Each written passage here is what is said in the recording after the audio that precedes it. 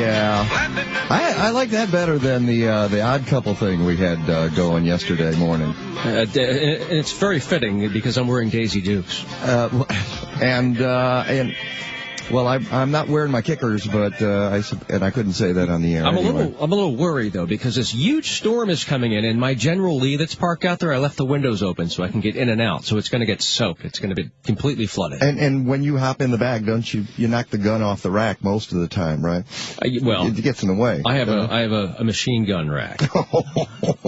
I have road rage issues, man. I don't mess around with these, Well, actually, I don't. But I have a little stick in the back just in case, I run into an issue or with some crazy driver. Because you occasionally have issues. Oh, I certainly do. In fact, you can catch my show. I've got issues on Saturday from 4 to 6 p.m. I am Wayne Besson. I'm Mike Novak, and you can catch my show, The Mike Novak Show, Sundays from 9 to 11 right here on Chicago's Progressive Talk. And we got quite a show today, don't we? Yeah, there's lots going on. We have to tell you, the weekends are taking over WCPT, at least for these 3 days, because not only are Wayne and I here, but the man himself, the legend, Dick Kay, will be here in studio in the 9 o'clock hour today. Because we got to talk local politics. You've got Rahm Emanuel photo with a $1,000 bottle of wine from Bruce Rauner's $100,000 wine club. Yeah, but also the mayor doing an executive order to increase the minimum wage for employees working for city contractors. Are the two connected somehow? And here's an interesting thing. Can you tell the difference between an expensive bottle of wine and the cheap stuff from, CVS? From the label, maybe? I just buy the prettiest label. I do like Riesling. I mean, it's kind of the sweet. Oh, dear grape. me, no. But say it ain't so. It is. No, that's the stuff I won't drink. It's the dessert style. No, I can't. No. You like the hard, oaky stuff? I like a nice dry wine. Yeah, nice dry red suits my palate. I don't think I would know if I drank or sipped a wine that cost $100,000 or even $1,000 or even $100. I know if we end up, if Bruce Rauner invites us to a party, which I don't expect to happen, maybe we'll get our chance to try it. Yeah, I don't understand. You like dry wine. Okay, it seems sort of an oxymoron. If you're drinking something which is supposed to be wet, yet it tastes dry, that's why I don't drink it. I can't tell you why that is either, but ask Stephanie Miller. She happens to enjoy a glass of wine every now and then. Dry wine, too? You know what? You don't know. I'm not sure what kind of wine she liked. Maybe I'll have to call in and ask her. And by the way, folks, Wayne and I are filling in for Stephanie Miller today. We were here yesterday, and a lot of you listened, a lot of you called, a lot of you wrote on Facebook and on Twitter, and I actually called the station and said, hey, thanks for having the local show on. You know how it's local? I can tell you right now, it's raining out there, and that traffic's a mess because we've got a big storm coming through Chicago. So if you are out there on the roads, please be careful. Please don't get into the whole road rage thing just because there's a little because there's a little rain. But shake your fist at the sky. Curse you. Speaking of local and calling, you can give us a call, 773-763 WCPT, 773-763-9278. All kinds of issues to talk about today. It's an exciting news day. We've got a great show for you. What's coming up on the show today? Well, among the things we're going to talk about, I mentioned Dick Kay is here. We're going to do some local politics. Antonio, who's helping us in the booth again this morning, being our engineer, being our phone screener. He is the guy you'll be talking to when you call in at 773-763-9278. He has been doing a thing called Vet Talk, if you listen to Chicago's Progressive Talk, AM and FM. And later on in this hour, we'll talk to him about Vet Talk. However, there's a lot of... Which is veterans, not dogs and cats. Exactly. Well, but I had somebody after yesterday's show say to me, because you and I happen to talk animals a little bit on the show, and we talked about Dennis Anderson running for Congress in the 14th District and his animal welfare campaign.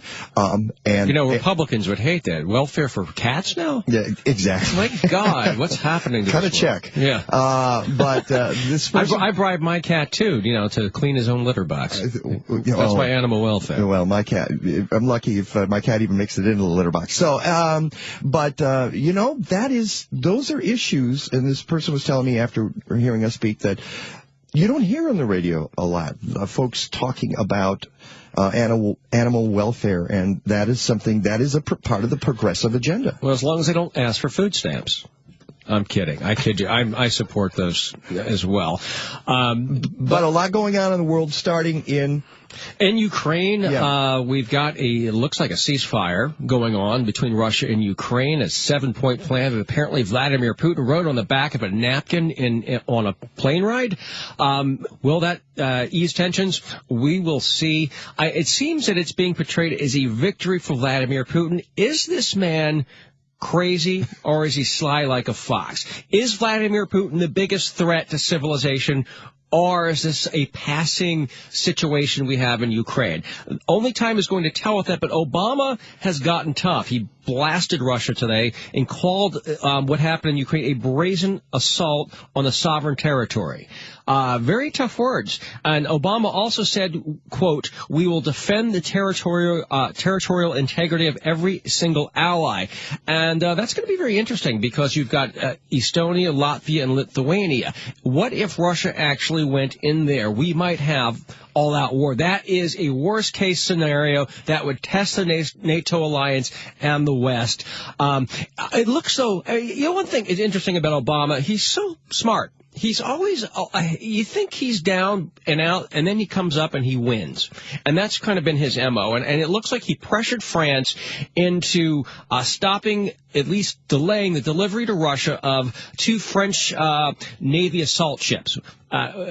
Which is great, because I thought that was such a slap in the face. Here we are trying to crack down on Russia, and France was going to deliver these ships. Now that's not going to be the case. What do you think of NATO and their plan? They're also thinking of 4,000 troops in the area, a rapid response force. Is this going to escalate or de-escalate? Give us a call, 773-763-9278, 773-763-9278. Also with ISIS, it looks like the president is onto something. He's really trying to assemble a coalition right now, and maybe he's in a good place success. to do that. A great place to be able to walk the halls and talk to people and get this done. The vice president had really stern words yesterday, and that's part of what the president did. He left the country and told Joe Biden, do it. Turn Joe Biden loose.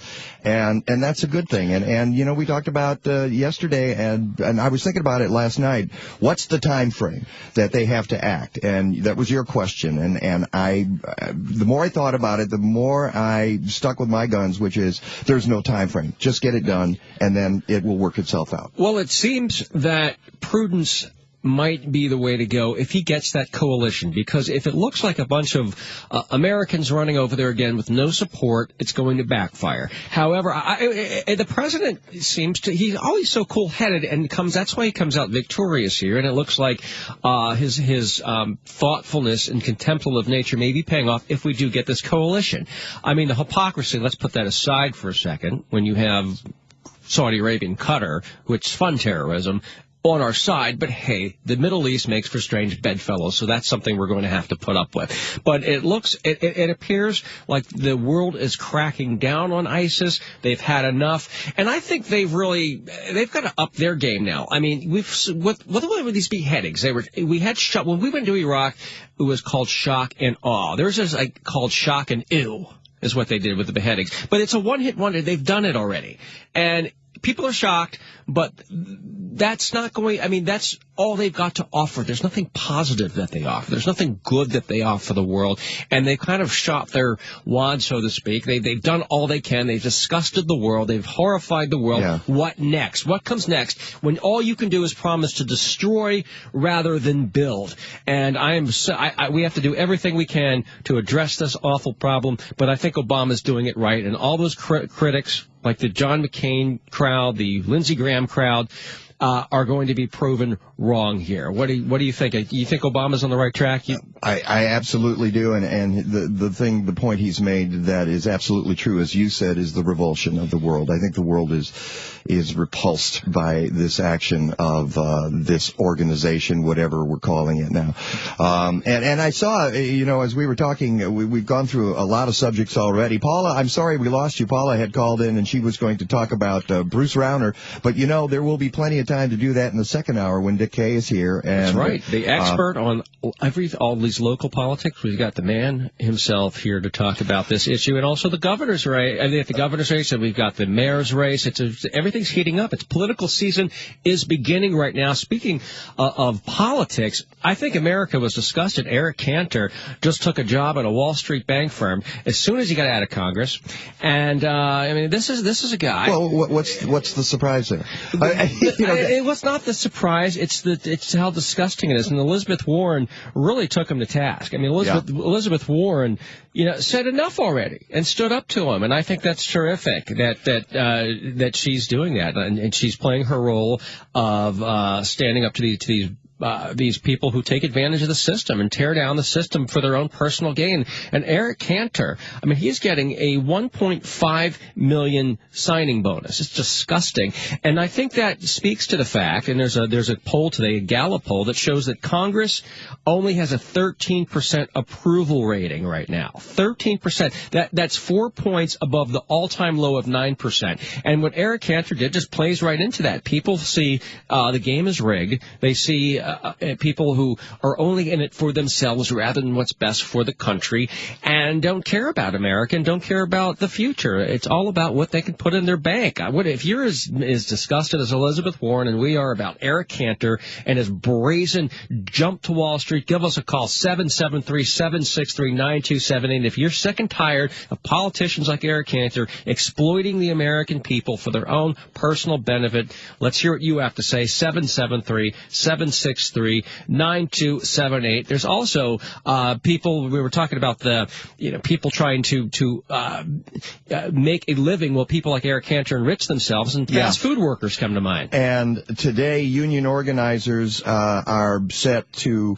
encourage fast food workers to walk off their jobs in 150 cities in America, in the United States, including McDonald's, Burger King, Wendy's, KFC, and it's the latest in an effort to get employers to give them a minimum wage of $15. I'm interested, if you're walking off today, if you're one of those people, 773-763-9278, give us a call. I want to hear what life is like for you working as a fast food worker. And if you listen to Bill Press on the way in, as I was this morning, and this is not new, this is not news, that the average age of a fast food worker now is 29. 40% of them are over 40. This is not the America that I grew up in.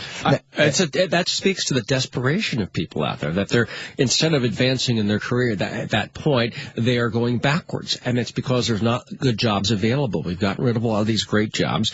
And of course, because we sold them out to lobbyists like Eric Cantor. So we got calls already. Joe and Ken and Mark, hang on, you guys. We're going to be right back, and we'll talk about whatever you guys want to talk about, the issues of the day. Some of it is ISIS, and some of it is ISIL, and some of it is Ukraine. And we'll be back on the Stephanie Miller Show. Wayne Besson and Mike Novak filling in again today. Every Saturday. Welcome back to the Stephanie Miller Show. Good morning. Good morning on a Thursday. It's rainy. It's cloudy. It's, it's the end of summer. It's going to go out with a bang, obviously. Wayne Besson and Mike Novak here filling in for Stephanie Miller, who will be back with the Mooks on Monday. Wayne, you had a couple of things you want to say before we get to our calls here. I mean, people wonder why these fast food workers are protesting, and it's because of this enormous income inequality. Currently, the median pay for fast food workers is just over $9 an hour. And a lot make less, around $7.25. If you make the median, which is $9 an hour, that comes to $18,500 a year. That's roughly $4,500 lower than the Census Bureau's poverty threshold of $23,000 for a family of four. So all these people who think you can support your family, they're kidding themselves. That is a joke. How can you even call it a job and work if it doesn't pay the most basic bills? If you work hard for a living, you ought to be able to pay bills and have a life of some kind. You ought to not be in the web of poverty, unable to break out. Not only can you not support your family, I mean, what about planning for the future, like sending your children to college, for example? They're making it impossible for people to survive, and these companies say, oh, we can't do anything about it. Guess what? They can. Everything's going up right now. I mean, listen to this. Since the Reagan Revolution in 1980, income share for the bottom 90% of families is down 24%. For the top 0.01%, income share since 1980 is up 327%. That's disgusting. In America today, 1% of the population controls 22% of total income. There was only one time in our nation's history when income inequality was this high, 1929, right before the Great Depression. So I support these fast food workers. I think they're doing what's right, and I think you should too. Give us a call. Let's hear what you think. Can you survive on those horrible wages? Shouldn't we do better in America? Shouldn't everyone who works hard make a living wage? 773-763-9278, 773-763-9278. And let's not forget, those people don't get tips. I know people who work in restaurants and they're making $2, they're under $3 an hour and then in some of those places nobody tips. It's just really sad. But the fast food is a different situation. All right, let's go to the phones and we'll start with Mark. You're on with Wayne and Mike. Good morning.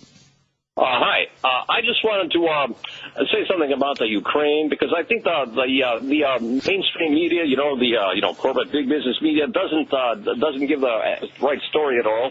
For example, I learned some of the things I learned from listening to WCPT, listening to Tom Hartman and Amy Goodman, for example. I know that, for example, that the former U.S. ambassador to the Soviet Union will tell you that no Russian president will accept an anti-Russian alliance right at the border of Russia. And that's in fact a violation of previous agreements. Well, actually, they're not at the border, and they have every right to defend Latvia, Lithuania, and Estonia. And Tom Hartman, I love him, but he's also working for RT Russia Today, which is Putin's propaganda arm. So I think you got to take it with a grain of salt, with all due respect to Mr. Hartman. No editorial control over Tom Hartman. Oh, nonsense! But RT controls everything, and Tom Hartman's saying the right thing on the wrong channel, quite frankly, to be honest with you. I mean, you know what? Everything on RT is about how crappy America is and how great Russia is. So Mr. Hartman, and I admire this man, and I agree with him, but Russia's using his smart commentary on America to make America look bad. He ought to get off RT, and so should Larry King, with all due respect to both of them. But there's quite that I got from Amy Goodman, not from Tom Hartman, though. Okay, but let's just say anybody working from RT has lost a little respect in my mind. That's Russia's personal propaganda arm. It's a disgusting channel, and it has. I can't. When I see it on Comcast cable, I'm absolutely horrified. It is nothing but I Hate America channel. It's a disgrace. Well, that's what you have to do. If you're in Russia, you have to get on the American anti-Russian channel if you want to be independent. In the United States, you have got to get on the Russian anti-American channel if you want to be independent. There are other things, for example, though, other than that, and that is that. For example, the Eastern so-called separatists. Actually, see, you got to understand that, and also the former ambassador would say that there has never been a government of Ukraine that's acceptable to both the East and the West. The cultural differences are so vast; they're really much like two different nations. And one of the things that, for example, you're missing that the Eastern separatists. Wait a minute. The Eastern separatists. Most people, you're getting it wrong. Just because people speak Russian in the eastern half of that country doesn't mean they want to be part of Russia. They don't. It's like saying that people, because they speak Spanish in Miami, want to be part of Cuba. No, they don't. That's why I say they're the so-called separatists. They're not exactly separatists. However, they do have some grievances. And for example, is that the Kiev government, for example, appoints all the local leaders. The Kiev government, they don't elect their local leaders. They appoint the mayors and the governors and things like that. And that's one of their issues, for example. And and also there's one fact that's never mentioned is that Chevron made a deal with Ukraine about the shale for fracking. Because it could be the largest. I mean, it's the Saudi Arabia of Europe. It could be the largest supply of natural gas. Russia's got not mentioned in the mainstream media. And all these problems. You know what? All these problems would be much better if Russia wasn't involved. From an Eastern European background, my family comes from Lithuania. I was always very anti-Soviet, but I don't have this reflexive anti-Russian hatred that biases my judgment. Well, I think you should. First of all, they have a law right now that says that you can't criticize the church. That directly is everything against progressives stand for. That number. They persecute gays and they take away their freedom of speech. You should be against that. They execute journalists and persecute them and put them in jail. You should be against that. I think this is the worst regime in the entire world right now and the biggest threat to peace, and I don't agree with you. About the issue. I am being objective. Those are the laws. You can't just decide you hate and therefore not consider any. I'm not deciding I hate based upon I don't like goulash. I'm deciding this because based upon the laws and the fact that Russia persecutes minorities and is absolutely everything anti-democratic. Give us a call, 773-763-9278. Mark, we got to let you go. Very intriguing. Come on. We've got to go to a break, but thank you for calling. And Wayne, you're all worked up. Well, if you look at what Russia's done in these laws that they have right now, they're the most anti-progressive nation that isn't in the Middle East right now. Okay, I'll tell you what. Let's let you have a sip of water, and we'll be back. This is the Stephanie Miller Show. Mike Novak and Wayne Besson here, and we'll be back after the news. Enlightening, engaging. Back to the Stephanie Miller Show. It's Mike Novak here and Wayne Besson. We're filling in for Steph today and tomorrow, 8 to 11 a.m. on Chicago's Progressive Talk. You're always welcome to give us a holler at 773-763-9278. You feeling better now that we've had a little break there, Wayne? Oh, absolutely not. Russia's fascist. If you're gay and you fly a rainbow flag, they beat the hell out of you and you go to jail. I have no patience for Russia. You know what? In this country, if we didn't separate, if we criticized the church and they put us in jail, we'd be going crazy. They do that in Russia. So anybody who supports Russia doesn't know what they're talking about. It's not Western propaganda. Those are the laws over there. Those are facts. Those aren't opinions. If you want, don't like facts, listen to Fox. Those are facts. And interesting, we're talking about fast food. They're actually persecuting McDonald's in Moscow and closing down McDonald's under false pretenses over there to get back at the West. And unfortunately, we can't retaliate over here because there's no Russian fast food places. That's true. And well, you could make the argument that McDonald's is not American; it's international. Oh, speaking of, they're going to have with these protests for fast food places, they're going to have direct actions. I hope they don't block the roads because then the headlines, you know what they're going to be? Fast food workers clog arteries. Okay. Did you ever work fast food? I worked at several places. I did, but when I was at my very first job was it was at a fish and chips place, Hungry Penguin Fish and Chips in Madison Heights, Michigan, and it's not only is it hard work, it's dangerous work when you're dealing with the we had these big fryers with the hot grease in it. And all it takes is a little slip. And once, I accidentally plunged my thumb in there. The stuff. Ow. I know. And that is nasty. And for weeks, I don't want to go into detail, but it's not good what happens to you if you come in contact with hot grease. As Bill Clinton would say, I'll feel your pain. Because I worked at a Mexican restaurant in high school, and I worked at a chip fryer. I fried chips for hours a day until it turned into a drug front, and I left. They were actually running big boxes of stuff, of weed. It's possible they were doing something out of the one I was working into. And the other thing is you go home in a place like that, and you smell like grease. I mean, you just can't get rid of that smell. You're permeated. Now, maybe not in all the places, but in the place I worked in, that was my memory of that, going home and just smelling like grease. I kind of liked it. I smelled like chips. They're kind of, made me, but I made me hungry for Mexican food. Let's go to line 2, and we'll bring in Joe, who wants to talk about Ukraine. Joe, you're on with Wayne and Mike.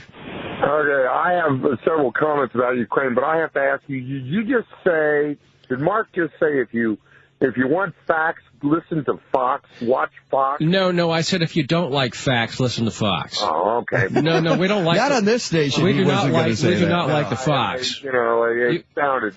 But anyway, my point, I have to say I agree with the previous caller a great deal about the situation in Ukraine. And I have to tell you, Tom Hartman is in nobody's pocket.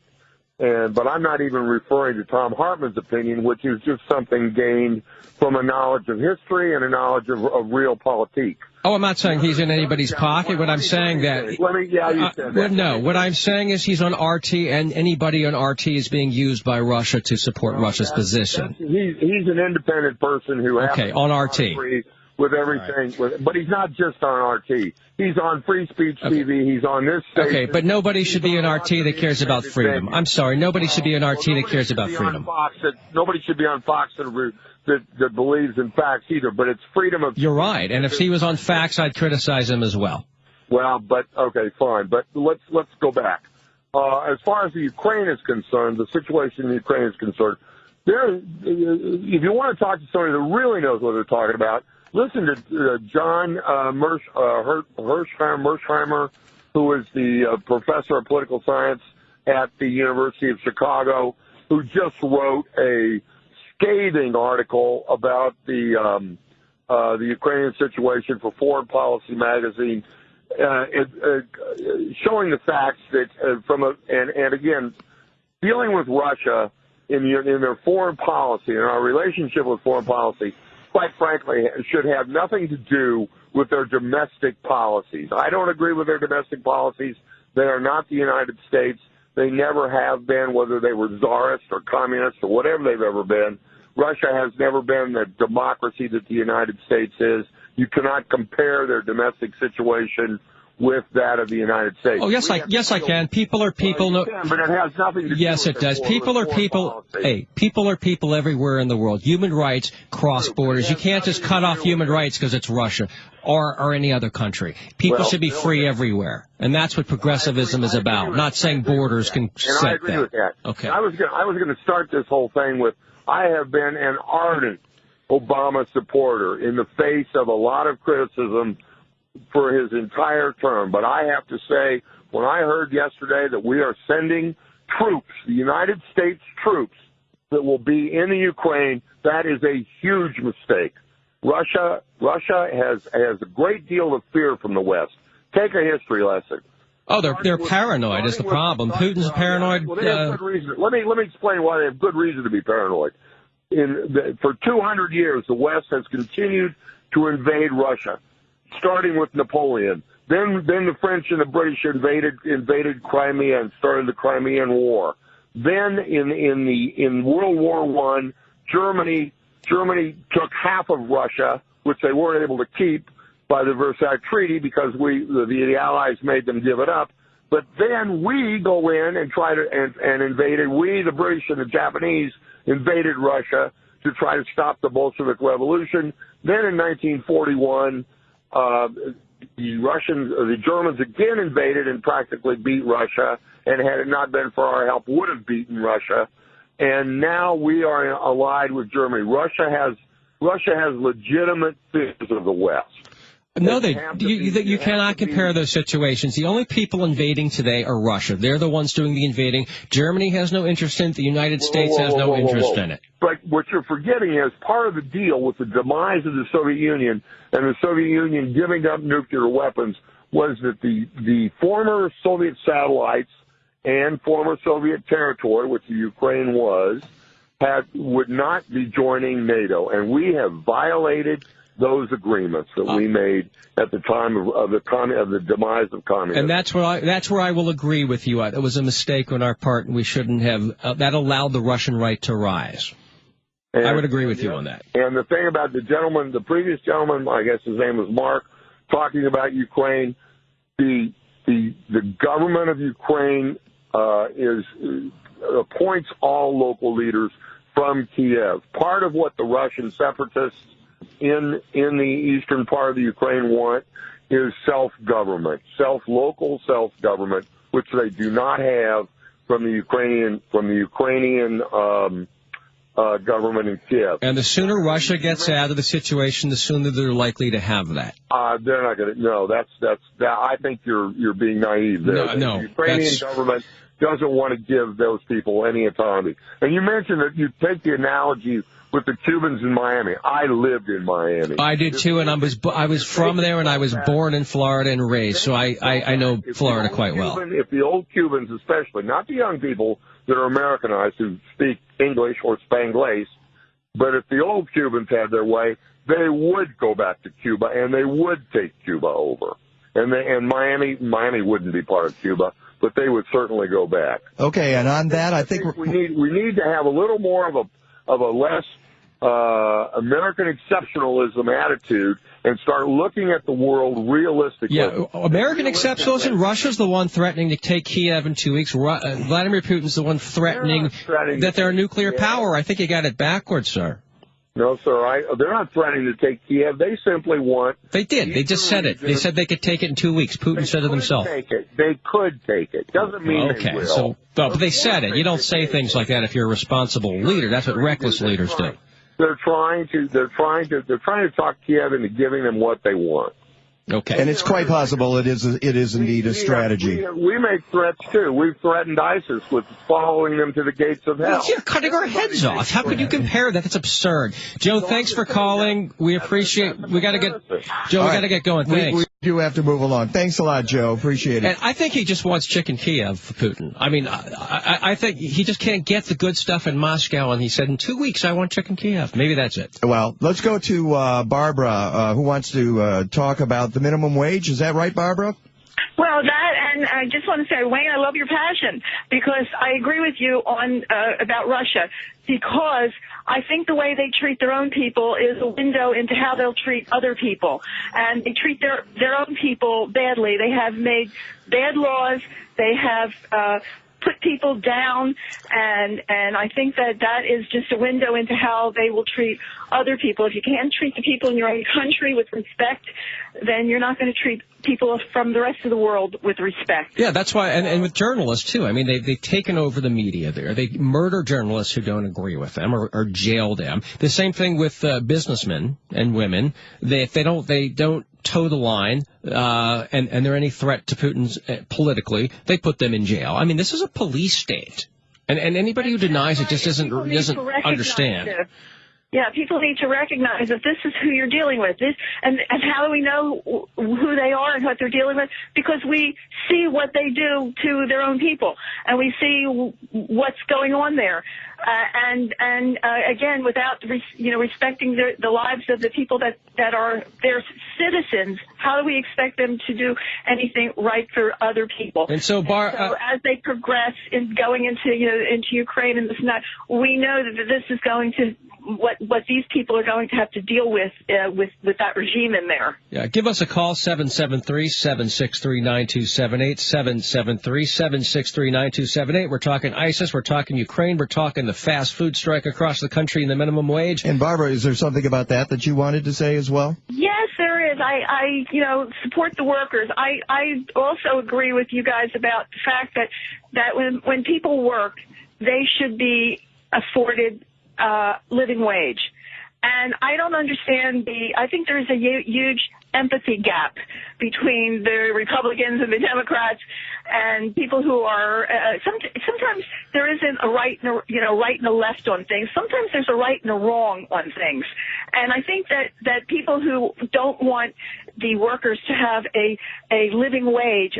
They seem to have an empathy problem because they should want, and for our economy also, people that have money in their pocket can spend, and when they spend, it boosts our economy.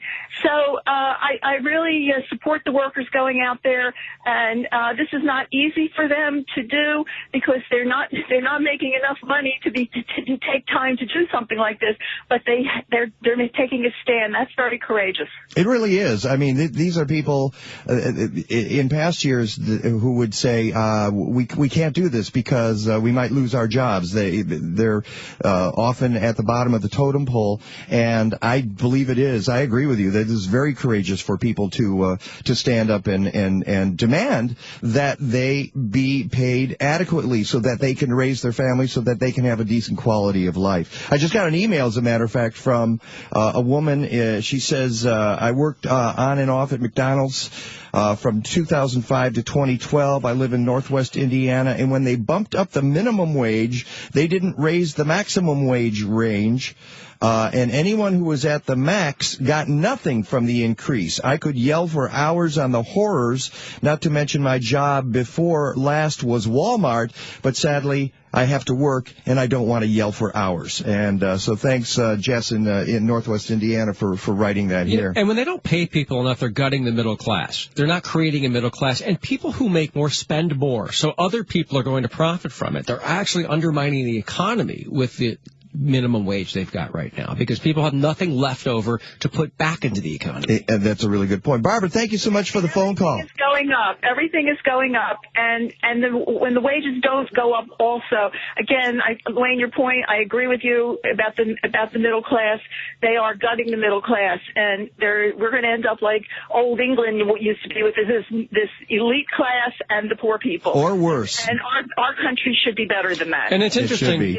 Barbara, thank you for calling. I'm going to let you go. You know, interestingly, Europe actually has greater upward mobility than the United States, which is known for the, quote, American dream. Where is the American dream? In old Europe, the land of kings and queens has more upward mobility than we do these days. All right, when we come back, Antonio Carrera standing by. We've got some vet talk, so stick around on Chicago's Progressive Talk, AM and L. Welcome back to the Stephanie I was losing my voice there. Welcome back. Welcome back to the Stephanie Miller Show. It's puberty. Again, three or four times I've gone through it. And just in the first hour. And Wayne, well, just listening to you, Wayne Besson over there and Mike Novak here, and a couple of guys who are stalwarts here at Chicago's Progressive Talk and who have had their own show called Vet Talk. Antonio Carrera and Fred Newson. Hey, welcome, you guys. Good morning. Thank you for having us. Good morning. It lives. Vet Talk lives. Yes. And here we yes, are. It does. No, it's great because for those who've listened on Saturday evenings, you guys were on there for a while, but you're still doing podcasts. Right. At vettalk.us if folks want to go there. That's correct. So we try to do them weekly, too. And folks who are veterans, who have served our country should listen because you're addressing the issues that they're facing every single day in America. Absolutely. And we've had a lot of special guests on our show. Congresswoman Tammy Duckworth was one of our guests. Yes. The director of at Illinois Veterans Affairs. Rodrigo Garcia was one of our guests. What did you think of the fact that she's pregnant? I mean, good for her. Good for her. I know. You know. But okay. Now this is an issue that you don't have to deal with, either of you, right. Obviously.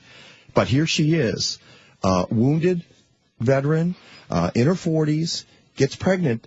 That's got to be difficult. This is a dangerous situation. She's a brave woman, right? Yeah. And you know what? The legislation that was blocked in February that Bernie Sanders put through had a little segment in it for women who were trying to conceive that were disabled, and it was blocked. And so she could have benefited from that.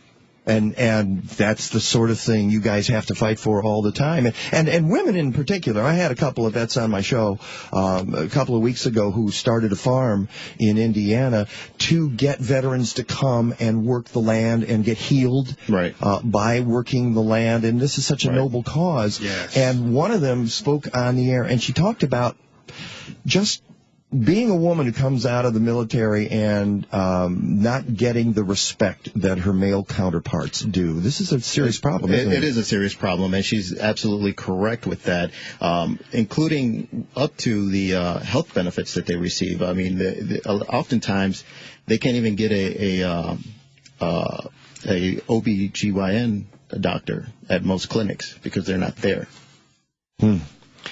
Speaking of the VA, I mean, there was such in the news that was dominating the news for a while. Have things improved? What's going on with that? Well, they just signed the Choice Accountability and Transparency Act, which gave them $16.3 billion to kind of get things in order quickly. They gave $10 billion of that was in emergency spending to enable anybody who was on a waiting list or had, their appointments wait time was longer than a month. They could go outside of the VA to seek any type of services that they needed. And people that lived 40 miles from the nearest VA clinic also were eligible for that. Then they also had $5 billion that was set aside to recruit and hire new nurses, doctors, and people in the medical field. That's just so disgraceful. I mean, even in the day of the Cabbage Patch doll, you can get one in less than a month when they were in high demand. And now veterans who serve our country and really protect us are having to wait and put in a line like they're at a deli, have to grab a number, but the deli line is a month. That's just, if we can't protect our veterans, I mean, if that's not what we stand for, what do we stand for? Right. No, I think you're absolutely correct. And that's been a priority of our new Secretary, Robert McDonald, who has basically immediately set forth, certain strategies for eliminating the problems that existed primarily in Phoenix, but throughout the VA medical facilities, and also he set strategies for recruiting new physicians and medical doctors and nurses, primarily going to he's linking up programs with the veterans that are leaving the military who are corpsmen and in the medical field, and trying to recruit them to come aboard as medical doctors. And you said something to me the other day that just blew me away, which is about the number of homeless vets and how that situation has improved. What's the story in that? Well, the number of homeless vets has dropped by 33%. So, in what time frame? As of January, the number of homeless vets that they had at that particular time was 49,933. It used to be 56,000. So it declined by 33%, which is about 24,837 people. What do you think accounts for the number of homeless vets? Is it post-traumatic distress disorder? Is it readjusting to coming back? What is the main reason people end up? All of it. I mean, it's you're doing a drastic change in your situation, whereas, you were in a comeback situation and you were dealing with how the government runs, and then all of a sudden it's like, that's over. Now you got to get readjusted to society. The jobs aren't there like they once were, so you got to get re-educated.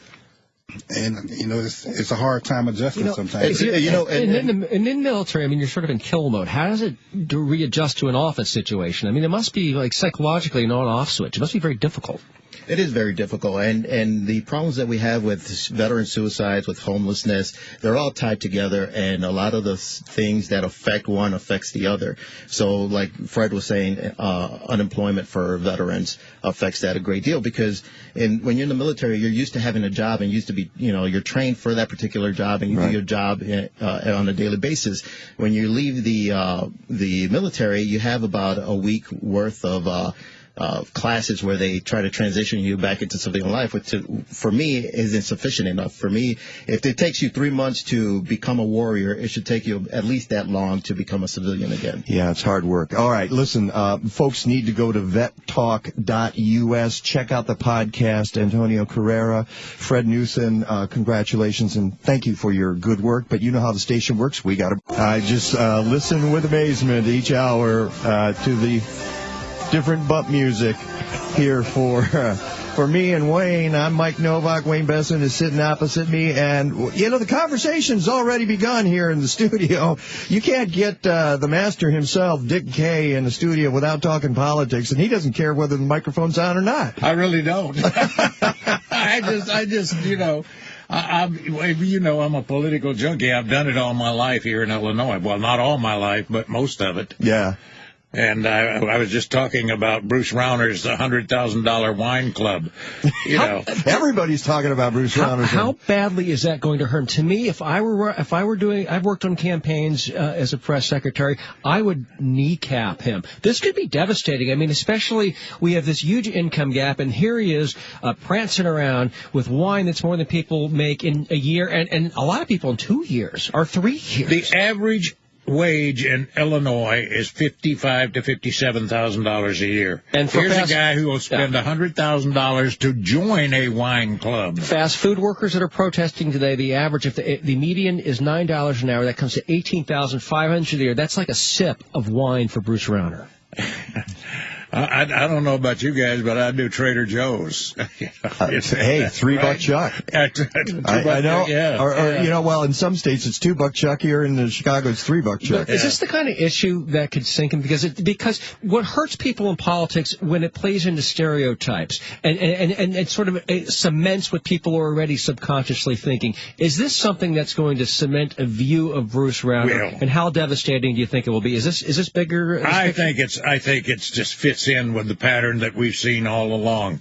Here's a guy who has, first of all, made $53 million in 1 year. He has 9 homes. He admits that he's probably close to a billionaire. He may be in the 1%. He admits that he does not want to raise the minimum wage. In fact, you pointed out there's an earlier article where he once said he favored eliminating the minimum wage. Yeah, it was an interview with WJBC-AM in Bloomington, and he had actually acknowledged that he would get rid of it completely. For the first time, it unearthed this interview, and and then you see Rahm Emanuel in this picture holding a bottle of wine. That's the other Rauner wine. That's now look. I don't know if Rahm drinks wine or not. I don't know. You know, I mean, he's from a Jewish family. I think he probably has had a taste or two in his time. But come on, Rauner there is no one who can tell me what Rauner stands for. No one, except his own self-preservation, his own political future. I call him the man with no plan. I mean, his website is shallow, it's empty, it's a shell. Give us a call. We're with the one and only Dick Kay, the premier expert on local politics, 773-763-9278, 773-763-9278. Have your questions for Dick, and I'm sure he'll be able to answer them. Well, thank you, but you can't pin Rauner down. I mean, Rauner's plans are pie in the sky. I mean, there's a hole in every one of them. He wants to freeze property taxes. Property taxes are based on assessments. I mean, city governments depend on property taxes. They levy based on the assessments, and the assessments are done in Illinois, or at least in the Chicago area, every quadrant.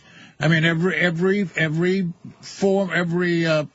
years, a new quadrant gets reassessed. Reassessments go up. Your assessed value goes up. Property taxes go up. You're going to stop that? You say you're going to stop that? You're going to hold a referendum to stop that?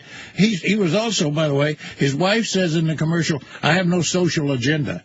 He said he would not have approved gay marriage without a referendum. I know. That's a social agenda. And as a gay rights activist, I'm outraged by it. I'm getting it. I mean, I hate to admit this, but I'm in the middle of a divorce right now, but it's easy for me to do so because I'm in a marriage equality state. Yeah. I have a friend who's in Florida who's also going through a divorce, who's not in a marriage equality state. And you know what? He can't even get divorced. It's an absolute legal nightmare for him. And that's what Bruce Rauner would do to people. He'd put them through this ringer of inequality. It's disgraceful. And his wife gets on there. I mean, I can understand she's trying to support her husband, but I don't think people should be fooled by it, should they, Dick?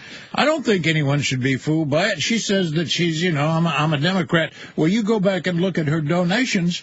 Lately, I mean, they've all been to Republican causes. Yeah, and Mary Madeline's a Republican. She's married to James Carville. I mean, it doesn't make her a liberal just because she's married to Carville. But his wife has been a contributor to Democratic causes. In fact, they contributed to Rahm Emanuel's mayoral campaign. But lately, all of the causes. Here's the other thing: Rauner is responsible for bringing in this charter school, a private school organization. What is it, Stand for School or Stand for Change? That's the organization. He's responsible for bringing them to Illinois. I thought Stand for Change was his plan for fast food workers. He was going to throw some pennies at them. Give us a call, 773-763-9278. We're opening phone lines. We're talking politics. Bruce Rauner, Rahm Emanuel. We're talking the races everyone wants to know about. We're getting closer to crunch time with the elections. And Dick Hayes here to answer your questions. Again, 773-763-9278. We are opening phone lines. And isn't this an indication of a larger issue, the man who can come in with millions, and there are no limits to what he can throw? The negative campaigning started early and often. Oh yeah. And as Wayne has said, no issues, nothing, no substance at all. Just Quinn is bad. He's awful. He's terrible. And I got sick of those months ago. And he's beholden to no one. Now, we want our politicians not to be beholden to anybody, but this is terrible because he doesn't have to say anything. He doesn't have to have a position. If he's got all this money, he can throw at the campaign. Well, this $100,000 wine club sort of kills the idea of a Carhartt jacket and a $19 watch, doesn't it? Yeah. Remember that in the commercials? Yeah. Oh, yeah. Oh, yeah. With a $19 watch and a Carhartt jacket. But you know what? You bring up, Mike, the fact that he's at these empty, shallow commercials that don't stand for anything. We've looked at his website. I mean, it's like a 10-year-old wrote it. There's nothing. It's nebulous. But yet, Rauner, according to a poll here, has an 8-point lead over Quinn in the latest polls. What do you make of that, Dick? Well, I think a lot of that has to do with Quinn himself. I think that a lot of people were very unhappy with Quinn. Quinn was not, or had not been up until recently, a very strong governor. Now, on top of that, he's got this investigation into this anti-violence fund that he set up before the last election, and that hurts him. And now it seems that there's been a lot of patronage hiring in the Department of Transportation. Quinn has been kind of an anti-politician his whole career. That's right. And not necessarily in a good way to be governor. As you mentioned, he's been kind of his own worst enemy in some regards. Right, he has. And you want to get to the phones here? They call him Governor Jello for a while. And I've had my issues with him too, mainly on a number of environmental issues. But he hasn't always inspired confidence. But I look at the alternative here, and it's us turning into Wisconsin, into Michigan, into those states where the governor comes in. All of the states where Rauner said he admires the governor. That's true. Yeah, that's why he's going to be a Scott Walker clone. That's the last thing we need here. We don't need a Rick Perry. We don't need a Scott Walker. We don't need a Rick Scott. We need a governor who represents the people, not special interest. And that's exactly where we're going to get from Rauner. Let's go to the phone lines now. All right, let's go to line 3. And is Shufai, is that how you pronounce that? That is correct, sir. Thank you so much for putting me on. First of all, let me say hello to the legendary Dick K. Mr. Dick K, it's a pleasure to talk to you. Thank you, sir. I'm very happy and love it every weekend. Thank you. With you sometimes. Thank you. This is what I was trying to say. I think that the contest between Quinn and Mr. Rana is not even an issue of greater or lesser evil. Mr. Quinn, of course, might have a political queer way of going about things, but has shown an enormous interest in the well-being of the average Illinoisan. And that has been tested and proven. He stands even for the minimum wage, for pro-gay rights, for fairness, for equality, and for opportunities. Is something that has been time-tested and proven, and the guy has been good in every aspect. Mr. Rana comes across to me as one of these cutting-edge political opportunists who believes that because I have a couple of dough, this is Mr. Romney on steroids. You just can't run around the state thinking I can throw a couple of $1 million, and then I get this state hooked with it, and then I have control of it. It's Mitt Rauner. People to stop him. Please, don't vote for Rauner. If you have to, take that vote, wrap it in a couple of dollar bills, and throw it in the lake. Because you're voting against your own interest. I thank you all. It's Mitt Rauner. That's what it is. I mean, thank you, Siobhan. I mean, to Mike's point and to the caller's point, Pat Quinn has proven. I don't care. I mean, I've had big differences with Quinn. I mean, if Quinn, as long as I've known him, he won't come on this show. My show. Yeah. I can't get him. By the way, show. Back on the Beat on Saturdays from 1 to 4. 1 to 4. Right here. What do you think his issue is? I mean, is he? You think it would be unnatural? We've got a long history. I mean, I once, after I retired, worked for Governor Blagojevich in the healthcare field, trying to get healthcare for people.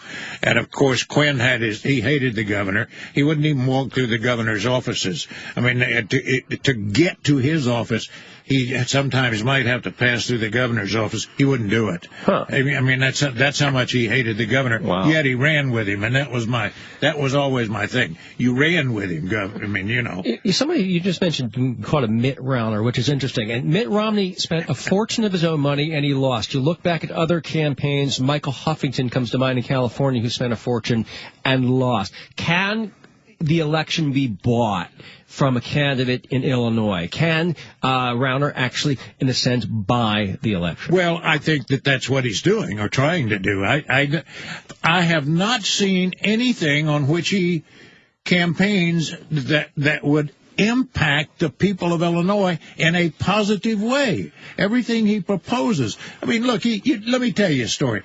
He proposed term limits, right? That was his big issue. They spent $3 million, and they knew it wasn't going on the ballot. They knew it wasn't written right. They knew the amendment wasn't there. But what's Rauner do? He uses that to his advantage. I mean, all those people who donated to get the term limits on there, now he's got commercials running saying that Quinn and Madigan and everybody blocked it. Well, of course they did. They brought their lawyers in. They were smart lawyers, and they blocked the term limits. And really, that's not been an issue in this state. Nobody's clamoring for term limits in Illinois. No. And as a lot of people said, and I'm not the only one, the real term limits are elections. And if you I've don't always felt that way. Yeah, it's gerrymandering, and nationally is a problem. Not term limits aren't really the problem. It's the way these districts are set up, and I'm sure there's issues as well. Well, look, the term limits has been an issue before because Pat Quinn promised them. He didn't deliver them. Because you look, the only term limits, Mike is right. It's the election. That's the way to limit terms. If you don't like the bums, throw them out. You know, if you do like them, bring them in. But now Rauner is using that to his advantage. He says a half a million If you believe people. in term limits, if you think that's an important thing, but I'm not sure it resonates with anybody. Well, I think he's saying we couldn't throw them out with term limits because they blocked it. They worked to block it. Yeah. But now we're going to do it in November. The elections are not. heating up. 773-763-9278. We are opening phone lines. The elections are getting closer every single day. It will determine how the state is run. Will we become the next Wisconsin with a Scott Walker type, or will we go in a progressive direction and at least have a fighting chance for working people like those fast food workers out there today. 773-763-9278. We're going to be going to some calls. Yeah, the phones are lighting up, and we're going to get to your calls in just a second. You're listening to Wayne Besson and Mike Novak. We're filling in for Stephanie Miller today and tomorrow. Join us on the phones. Join Dick.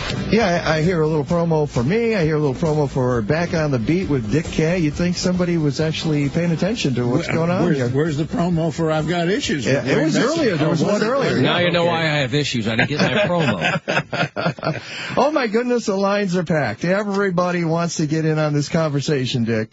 We've been talking about Illinois politics, mostly Quinn versus Rauner. Shall we go back to the phone lines? Yeah, why not? All right. I want to see who's been hanging on the longest here. I know we've got... my point is, while you're doing that, my point is, there's nothing Rauner says that he can do. Doesn't have the constitutional authority to do it. State doesn't have the money to do it. You can't cut taxes. You can't create jobs without some investment. You can't do anything without new revenue. Somebody's going to have to do something about the pension problem. He's clearly anti-labor. He's nothing he says he can do. He just can't do it. All right, let's go to Alan in Indiana. You're on with Dick Kay and Mike Novak and Wayne Besson. Okay, the terrible trio. Yeah, sure, that works for me. We have shirts that three say amigos. Never mind whatever I say here, because I'm from Indiana. But can Rauner be any worse than what you already have?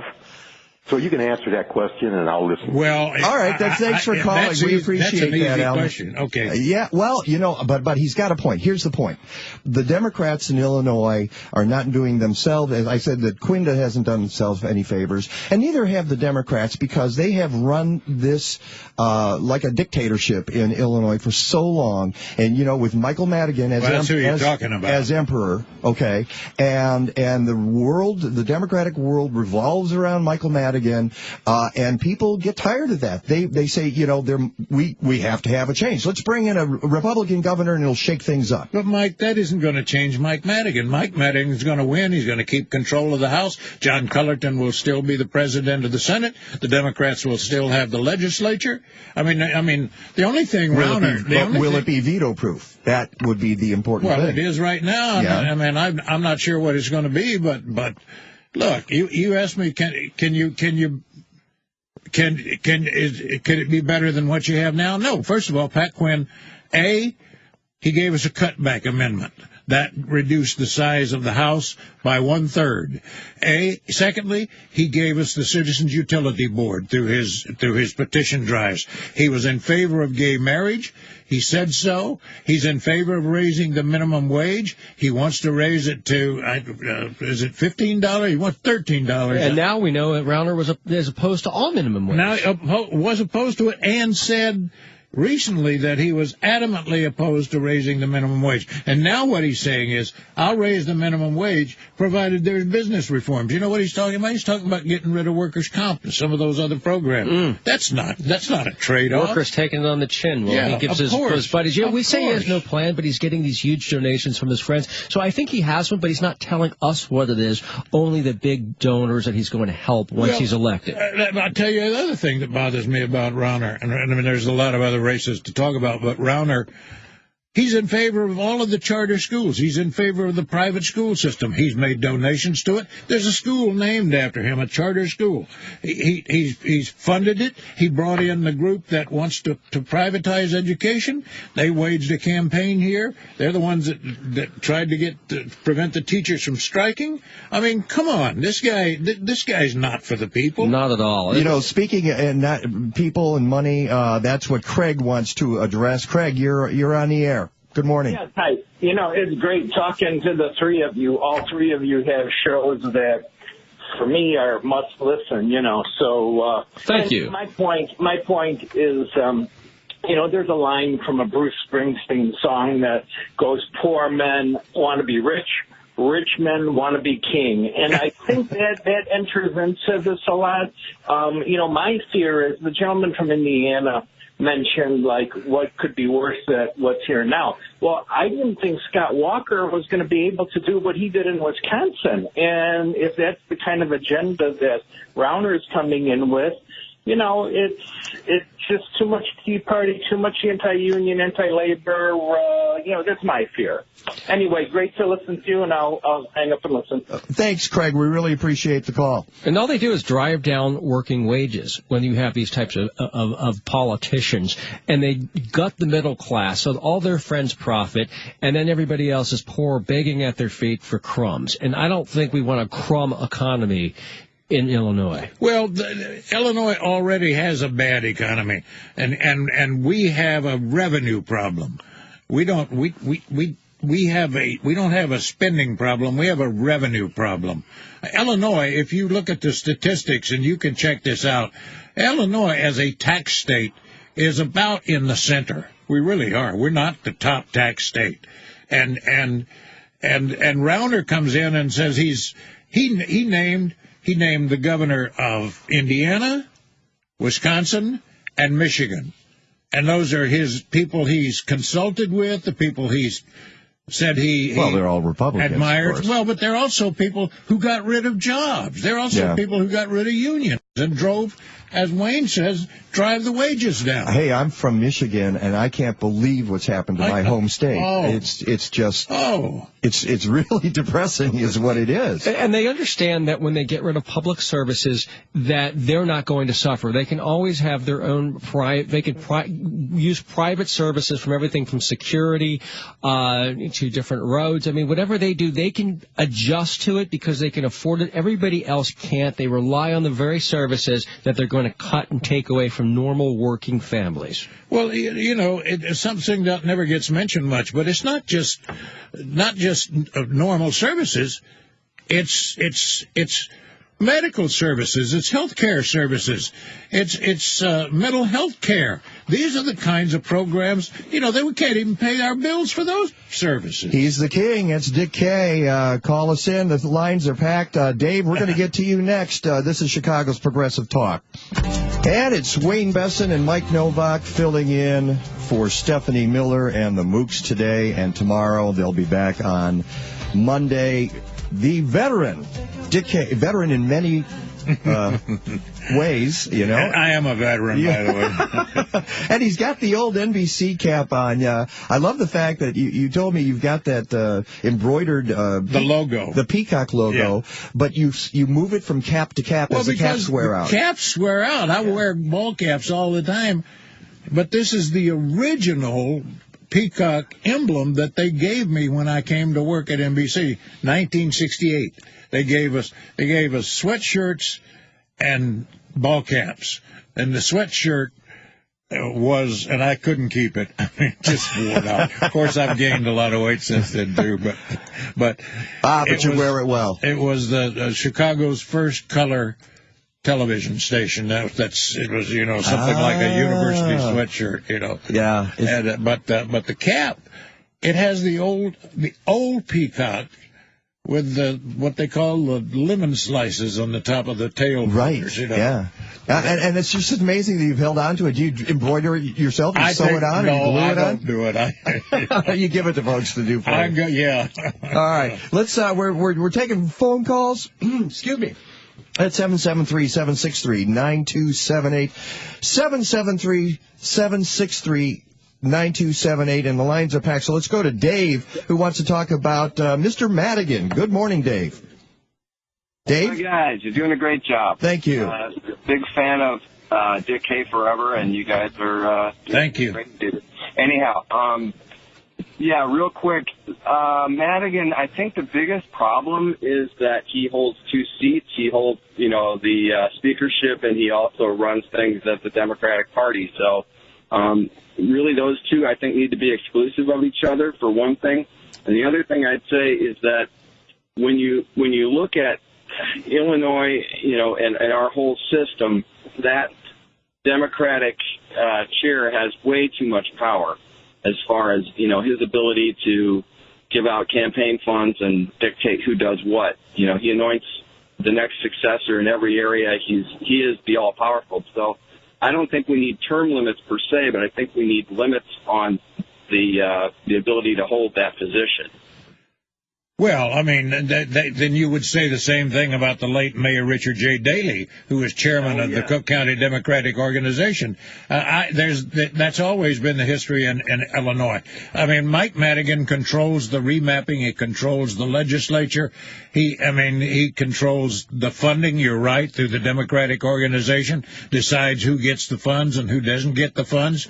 But he also maintains a veto-proof majority in the Illinois House. And I got news for you. I mean, I'm not a Mike Madigan fan, although I don't feel as badly about him as some other people do. But if you get a governor like Bruce Rauner elected, you're going to need a guy like Madigan sitting there and a guy like Cullerton, because, you know, they're going to be, all they're going to be doing is fending off Rauner's proposals. That's a really good point. Yeah. Yeah, what? The problem that I have with that is that in the end, if someone maybe a little less egalitarian and wonderful than Madigan is in there, that's just too powerful a position to be able to consolidate and hold forever, I think. Well, but I don't know why. I mean, I understand what you're saying. I mean, but he's the Speaker of the House. He was only defeated for 1 2-year term. He's the Speaker, and the truth is, he needs a Democratic majority. He needs a unified Democratic majority. And if he gets that by being the Democratic chairman of Illinois, and by the way, he doesn't do the slate making by himself. There is a Democratic Central Committee. There's a Cook County Central Committee. Those guys do the slate making. Mm-hmm. And they're all appointed by him, and basically well, they're not all appointed by him. In fact, a lot of committeemen are elected. They owe their careers to him. I understand that many of them owe their careers to him, but they're also elected. I mean, oh, I know, and they're also able to gerrymander their district. So yeah. Well, you know, it happens. Unfortunately, in our democracy, Dave, it happens both ways. The Republicans gerrymander and the Democrats gerrymander, and that's why I'm in favor of the California way, is that you get an independent board to look at the districts and apportion those. And that's what should have been on the ballot, because they had that proposal, and they were they couldn't get it on the ballot in Illinois. Yeah. But that should have been on the ballot. There was a proposal to put that on the ballot to set up an independent redistricting committee. Yeah. David, thank you for your call. Appreciate it. Great comment. He does bring up a point about the Democrat. Is there something, Dick, that you would change, if you could change one thing about the Democratic Party, or anything that would make things run better in the state, whether locally or statewide? Well, I mean, is there a structural problem that puts too much power in people's hands, or is that just the inevitable result of the process? I don't look. I think that it's just been the result of the process, but it's also, you know, Mike Madigan is going to get elected in his district. Everybody talks about getting rid of Madigan. You don't live in his district, you don't get to vote. And when he gets elected, he's been there long enough. They don't call him the Velvet Hammer for nothing. So is that a problem? I guess it's a problem, but I really believe that, you know, I used to believe that it was great to have a governor of one party and a legislature of another. I don't believe that any longer. I mean, I think that given what the Republicans have done in recent years and the way the party has changed and how divisive they've become, as far as I'm concerned, I mean, could it change? Should it change? I don't know, but it won't change until the people in the district get rid of these people. That's because the whole thing is that their entire platform is we do not compromise. And therefore, when you have a divided government, nothing gets done. It's nothing but gridlock when your entire existence, your entire reason for being there is to block and cause gridlock and have nothing get done and not compromise. Compromise has become a dirty word with the teabaggers. And I think that's why divided government won't work now. Well, look, I still think that we are lucky. We've seen Republican-controlled legislatures in Illinois. In fact, George Ryan was once the Speaker before he was governor. Jim Edgar was in the legislature before he was a governor. Jim Thompson was a Republican governor and served for 13 years. And what happened? In Jim Thompson's case, he's now the head of a major law firm pulling down buku bucks. And you know. But was that a time when the Republican Party was very different from the Republican Party as we know it? I grew up with Republican governors in Michigan. You know, George Romney. Was the Republican guy governor who was brainwashed. Yeah, exactly. And that was a big deal there. All right, let's go back to the phones. Let's go to Kim. You're on WCPT. Good morning. Hey, Kim, you there? Hold on. Hold on. Well, sorry, I had you on speaker so I could do other things. Thank you for being polite. We appreciate it. I think it still is. I hate the phone. Yes, it is. You sound fine. I'm sorry. Anyway, Mr. Novak, I'd like to push back a little bit about a comment you made, and it's one that I hear all the time, and that's why. It's, well, you know, the Dems have really had all this power, et cetera, and, you know, and it's their fault. Or not their fault, but they haven't done really well. Well, I worked for the Department of Corrections I started in 1980. Mm-hmm. Most of that time, it's been Republican governors. Most of that time, we have Tate Phillip and Lee Daniels. Oh, well. All of these powerhouses. So all I'm saying is, no, it's both of their faults. It's been a mess up because people just not paying attention for the most part. A pox on both your houses is what you're saying. Well, I think we're just looking at human nature. I won't even say it's just, and if I had to call myself anything, I'd probably be a Bernie Sanders Democratic Socialist. Well, I just moved here from Vermont, and Bernie, I would see him on Church Street, which is our main street there all the time. So it was always a pleasure to see Bernie Sanders. He's not a Democrat, though. Right, but he's an independent. Yes, he's an independent. But he's pretty awesome. But I want to ask you a question. Didn't Rod Blagojevich reopen some of the correctional institutions?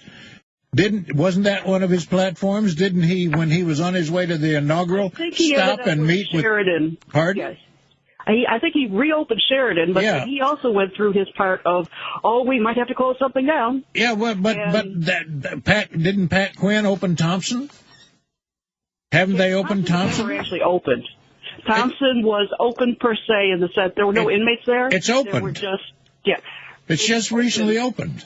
But also, Joliet IYC was closed. Dwight was closed. So that, and I look at a lot of the stuff that's happened in the last 2 to 4 years, even in Illinois, due to Citizens United. You have the Chicago Civic Federation coming out all the time, et cetera, going, it's all those, and yes, I am a retiree. It's my horrible high pension that has brought the state to its knees, not the fact that we have no taxes on services. We have all of these corporate welfare programs. We don't look at life. We look at taxes as just bad, and I guess the unicorn is going to come down and fart gold fairy dust on our heads to pay for our bills. That would be Mr. Rauner, right? The unicorn. But see, you raise a really good point, Kim, which is in a civilized society, you pay taxes. This is and if you make promises to your workers and you say we're going to give you this when you retire, you live up to your promises, and that's one of the problems in Illinois. We took that money. Out of the legislature just kept pushing it forward and and refused to deal with it, and now we're in one heck of a mess. As I say, if I took my mortgage and in the last 28 years paid it, or in the last 28 payments, paid it only 3 times, and then told the bank, you know what, I can't pay this money, and I'm going to give you less, I'm pretty sure I'd be living in my car. Yes, you would. Yeah. Well, the problem, as I've said, it's a revenue problem. But you're not going to lose your pensions because the Supreme Court's not going to allow it. The Constitution doesn't allow it. It doesn't allow a change. The Supreme Court has already ruled in the case of cutting health care benefits and trying to force retirees to pay more of them. The Supreme Court said you can't do that. I mean, so all of those proposals that have been approved by the legislature, I guarantee you, well, I don't guarantee it, but my supposition is the Supreme Court's gonna get rid of that and then you're going to have to fall back on some kind of revenue, some kind of tax. We're facing a $600 million shortage in police and fire pensions alone in Chicago. But here's the answer. I had Karen Lewis on last Saturday. Karen Lewis has got the simple answer, and it's one I've been talking about for a long time. A progressive income tax, that increases revenue, and B, a transaction tax. You get a transaction tax, that solves all of your problems. It's not casinos, it's not property taxes. Rauner never talks about that because, that would affect him. And speaking of pensions, Rauner wants to put pensions in a 401k system. 401k. Guess what? That pays his cronies for handling the investments. Yeah. I would like to see casinos Kim, I'm going to let you airport. go. Thank you. Great call. Thank you for calling. I would like to see casinos at the airport. We have one of the second busiest airport in this country. Let people from out of town fill our slot machines while they're waiting for their planes. But there's only so much casino revenue that you can have. You're right. The more Atlantic City just proved it. They're shutting them down because there's only so many dollars, only so many gamblers. But every dollar we get's a dollar that's not coming out of your pocket or mine or the people listening. So I would say I'm all for that. We're not saying it's a panacea, but we are saying that every dollar we can get from out of not from us, from people just passing through would be terrific. Well, Atlantic City was hurt by a lot of things, including location and the complete spread of casinos all across the country. Right, the riverboats, the Native Americans, and that's the point. Terrible crime too, right off the strip. Go down to Louisiana. You can gamble down there. You go to these casinos. I mean, it's not all Atlantic City anymore. I mean, you got them right here in Illinois, Joliet. And that's the point. There's a finite number of dollars that are going to go to casinos. And when you build in one place, another place loses. You're just pushing the money around. But that's great at the airport because it's people from out of town, number one. Number two, people are bored and they have nothing to do. So every dollar, every dime, every quarter they put in is one that doesn't come out, that can go towards pensions, for example. But there's a fight here in Illinois. If you're going to put them at the airports, the racetracks want them. Yeah. The tracks want the slot machines at the track. And I'm fine with that, too. I am, too, because I don't gamble. Yeah, I do. Neither do I. I got enough vices. I don't need gambling. I don't need to waste my money, I mean. Yeah, I gamble in small doses. Like, I put take $25, say, this is what I'm going to spend, and no more. That's the way to do it. That way you don't end up, selling your cat. I don't say that I have never gambled. I mean, I used to have a friend. We used to go up to Green Bay, watch the Packers game, and go over to the Oneida Casino over there with the Indians. I'd sit there. We sit there half the night with the slot machines. But I never do anything more than slot machines. And the other thing is, I mean, I've only been to a riverboat once. I mean, twice. One in Peoria and one that used to be over in Davenport, Iowa, over there.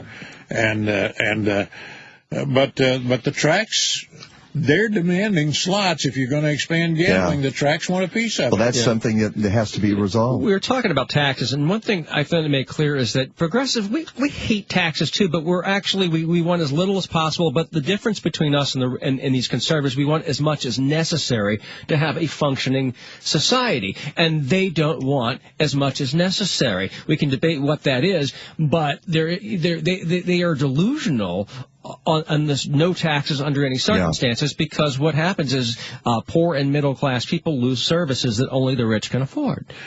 Well, we're going to have to do something here in the city of Chicago, and that's where Mayor Emanuel has. Well, and you've talked to Tom Tresser from the Civic Lab. Yeah. Let's look at the TIF funds, okay? There is a surplus. Oh yeah. There's money there, and right now it's not being used for what they're supposed to be used for. And it's being taken away from schools. Yes. Those TIF funds, I mean, when you set up a TIF district, you take the money out of there for schools. All right, that's Dick Kay. We will be back. Since we got into the subject and you talked about Karen Lewis, we got to talk about the race in Chicago. And with Rahm Emanuel holding the, $1,000 bottle of wine and possibly running against Karen Lewis. And I understand you broke a story last Saturday, and we will talk about that. It's Wayne Besson, Mike Novak, and Dick Kay filling in for Stephanie Miller. The Jeff Santo. It's the Three Amigos. Turn your head and cough. On Chicago's Progressive Talk. Oh, that's the doctor's line. Okay. And Dick Kay is laughing there, and Wayne Besson's in the studio with me. I'm Mike Novak. And he went, all right, is it number, did you say 7 there? Was that, okay, let's go quickly to 7, and then we will go to our discussion about Rahm Emanuel. So, Ted, you're on the air. Good morning. Good morning, gentlemen. Mr. Kay, I think you need a new title, and you'd be declared the wizard of Illinois politics. I thank you very much, Ted, but... if you were in the studio, he actually has a big pointy hat and a wand and a cape, but we didn't want to tell you that, but now that you mention it. I've observed him working in Springfield a number of years. I want to back up to your point about... Oh, this is Agent X. What would he change, or where is it that it all kind of fell off the tracks? And that was the cutback amendment by Pat Quinn that eliminated the minority voice in every district throughout the state. You forced me... Overt pressure on the members to go with one leader or another, and that is how Madigan, or in the case of the Republicans, Lee Daniels, got so powerful. But even Don Clark next tried to get the old system back with 3 state reps, 2 of one party and 1 of the other. At least the minority voice got heard. That's where we should really be. Now, to the question of Mike Madigan, I would ask you gentlemen to consider the fact that if you had the opposite, you would have Wisconsin. Here we have a gentleman that has learned the rules of the game so well. He's played it for 42 years. He gets elected in his own district. He runs it by consensus. I know that for a fact because I was there for 18 years. When I needed something, I went to him. He's known as the well. You always get your deal behind the big chair. And I did that. And as a result of redistricting, I don't serve there anymore. But that doesn't mean that I don't have some opinions. I would ask everybody just to find a half a dozen people to take to the polls with them and vote for 2 or 3 elections. Don't try to do a whole string of candidates.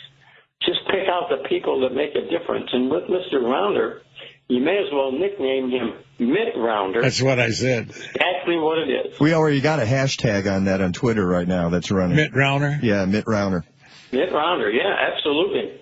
But gentlemen, I'm going to jump off the phone and listen to my good friend Dick Kay. And you gentlemen, you all do a fantastic job. Keep it up. Ted, thank you so much. We really appreciate it. Thank you for calling. And you can give us a call, 773-763-9278, 773-763-9278. You're going to want to call. We're going to be talking about the mayor's race, and Rahm Emanuel coming up. So you will want to get in early because we got phone lines filling up. I am thinking here, and I think we're thinking along the same lines there, Wayne, which is since we haven't brought up Rahm Emanuel yet, that maybe we need to spill over a little bit into the 10 o'clock hour. Think we can handle that? I think we've got Dick Kay chained down, even though he's a wizard and he can get out of it. This is what I do for fun, you know that. And there are few people in politics more polarizing than Rahm Emanuel. And you had a person that people accuse of being polarizing herself on your show, which I think is kind of interesting. It's like matter and antimatter going after each other if she runs against Rahm Emanuel. Well, that's Karen Lewis. They're like oil and water. Yeah. And there's no question about it because, as you know, right after Rahm got here and started dealing with the teachers union, the first thing they did was have a clash, and he cursed her out, and she got back in his face. She stood up to him. And she actually won. She actually won. Yeah. The problem is she's going to run. She was on my show. She announced last week, and we revealed it. This Saturday, there's a training session. I don't have the church. I don't remember it. But there's a training session, and she's going to start circulating nominating petitions, and she's opening a bank account so that she'll be able to start taking contributions, and she's she still has to declare. Right. But, and we'll talk about that in the next hour. That's Dick Kay. More local politics. So stick around, give us a call, and we will talk along. Right, Wayne? In fact, I'm harmonizing as we speak. And I love the dance moves that you've got there. You had no idea. Not only could I moonwalk, I could Saturn walk and Pluto walk, and I've got all these dance moves you never knew about. I was going to say Uranus walk, but, we won't. No, that planet doesn't work. That just jogs. Can you do the boot scooting boogie? No. I stopped at the wave. You can. I stopped at the wave. By the way, that's Dick Kay, and we held him on for a little while longer here because we're talking local politics and really having a great time doing it. And I do want to say, I want to acknowledge something because I know there are folks who love Stephanie Miller. I listen to Stephanie Miller and the Mooks, and some of them are really bummed that she's on vacation. She was doing best of shows, and so you can actually catch those if you go online. Some people love the fact that we're here and doing live local politics, and I love the fact that we're here doing live local politics. And Wayne is, as you heard earlier in the show, is a very, very opinionated guy, and that's why we're here. He's one of the reasons. But the real reason we're here today is we're doing a reunion with Dick Kay and Antonio Carrera, because I know that Antonio bailed on you on Saturdays. And come on, turn on that mic, Antonio. I know you want to say hi to your pal. Hey there. Hey, he didn't bail. I mean, Antonio's got 7 kids, for crying out loud. Don't you think he needs a little time off? I do, actually. But we wanted to put it, he was on earlier talking about his podcast, Vet Talk. Yeah. And I want to make sure that we get that information out again in the third hour because different people tune in at different times. And folks should go to vettalk.us and catch the podcast. Yeah. Do you and Fred do them together, Antonio? Or yes, we do. Okay. Yeah, it's me and Fred and Julia, and we also do 1-minute vignettes throughout the day here on WCPT. Yes, I hear those all the time.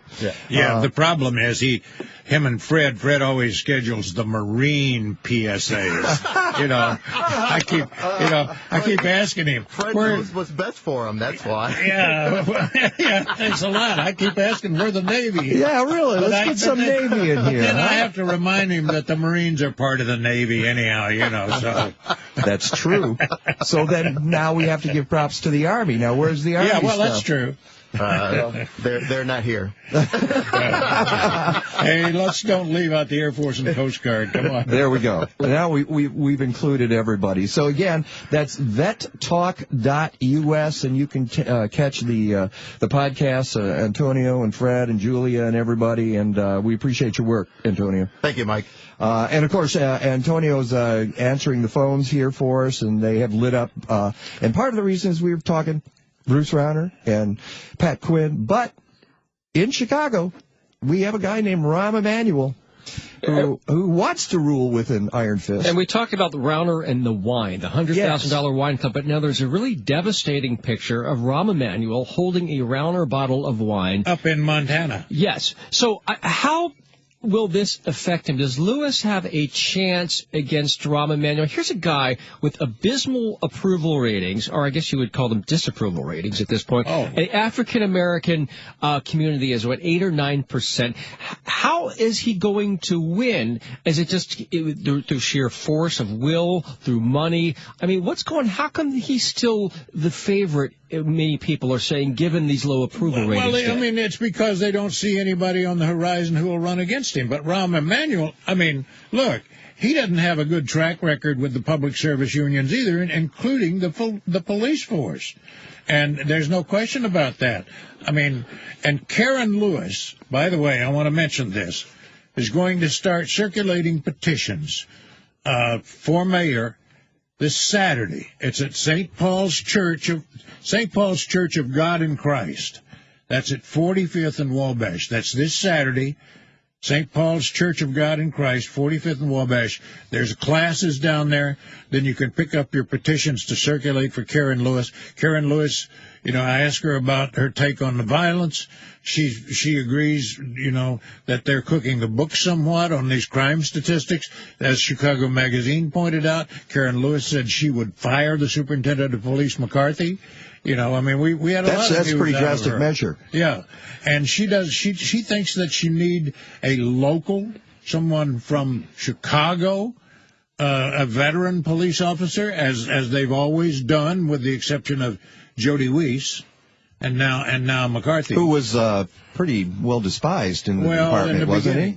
In the beginning, yeah, because he came from the FBI and he'd never been a street cop, and he in the end he finally turned it around, but it was too late. But you've always had guys like Hubbard, Fred Hubbard, Not Fred Hubbard. That's Fred Flintstone. No, I can't think of it. Some Fred. Anyhow, the African Americans. You had 3 or 4 African American superintendents of police. You had Phil Klein. You had Rodriguez. All from the Chicago Police Department. And Lewis says, the problem here is that Rahm Emanuel promised to put 1,000 police on the street, and he disbanded units like the gang crimes unit to do it. Therefore, you lost their intelligence. Now you've got them out there in beat cars or in cars, and all they can do now is react instead of being proactive. And we see the crime with it. That poor young 9-year-old Antonio Smith in Pockettown just last week. 9 years old. And then we saw what happened with the 4th of July. Was it 14 murdered and 82? 82 shootings. And so, that's clearly a problem in everybody's mind. It's also, for a public relations standpoint, disastrous. We keep seeing all this negative press with Chicago when it comes to this crime as well. Anywhere you go in the country, people are asking about it. So I think that has to affect people. And there's a lot going on. Especially, look, Inglewood has had, I think I saw the statistic, it's not just this year, but they've had 76 murders there in the last couple of years. And 76 murders. Rahm goes down and praises the Jackie Robinson Little League West team, which he should do. He should support them. But then Superintendent McCarthy talks about his ComStat program to track crime statistics, and yet Inglewood, where they start closing schools in the African American community, you get 76 shootings, and you expect black support? Are you kidding me? Why wouldn't you vote for Karen Lewis or anybody but Rahm? Well, that's a good question. How is he holding it, on, Dick? How he's got 20... Well, there hasn't been an election. That's how he's holding on so far. this is the first election coming out of his first term. And you mentioned African-American community. I want to read a few statistics nationally that I think are shocking to people because we're just dealing with Ferguson. The net worth for the average African-American household in the United States is only $6,314 compared with $110,500 for the average white household. That's a huge gap. The black-white income gap is roughly 40% greater today than in 1967, which we were still in the midst of the civil rights movement.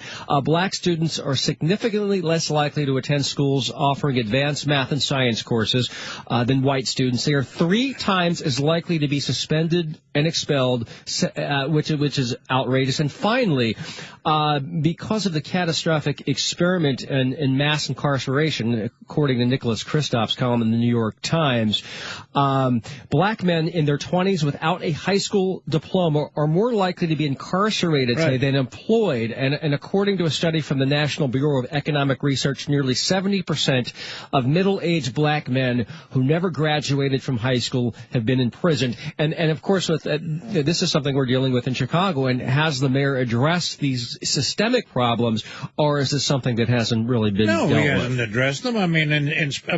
Every time you see Mayor Rahm Emanuel announce some kind of jobs program or economic program, he's announcing that some corporate headquarters is coming to Chicago. How many jobs do you think that creates? He's talked about ending food deserts in Chicago. They brought Whole Foods down to one neighborhood. That's a good thing. But they haven't ended food deserts all throughout the city. But I want to come back. 1 out of every 3 black men is likely to wind up in prison. Exactly. 1 out of every 3. And once you go to prison, it's very difficult, if not impossible, to get your life back on track. When you are a felon, how do you get a job? Especially, with the prejudice that's out there with African Americans, and you throw a felony into it, you're really setting people up for a very difficult life, if not failure. Give us a call. Let's hear what you think about the mayor's race. 773-763-9278. 773-763-9278. I'm Wayne Besson. We're here with Mike Nowak and Dick Kay talking politics. I want to point out something, though, before we leave this subject. This city is now majority African American. It is.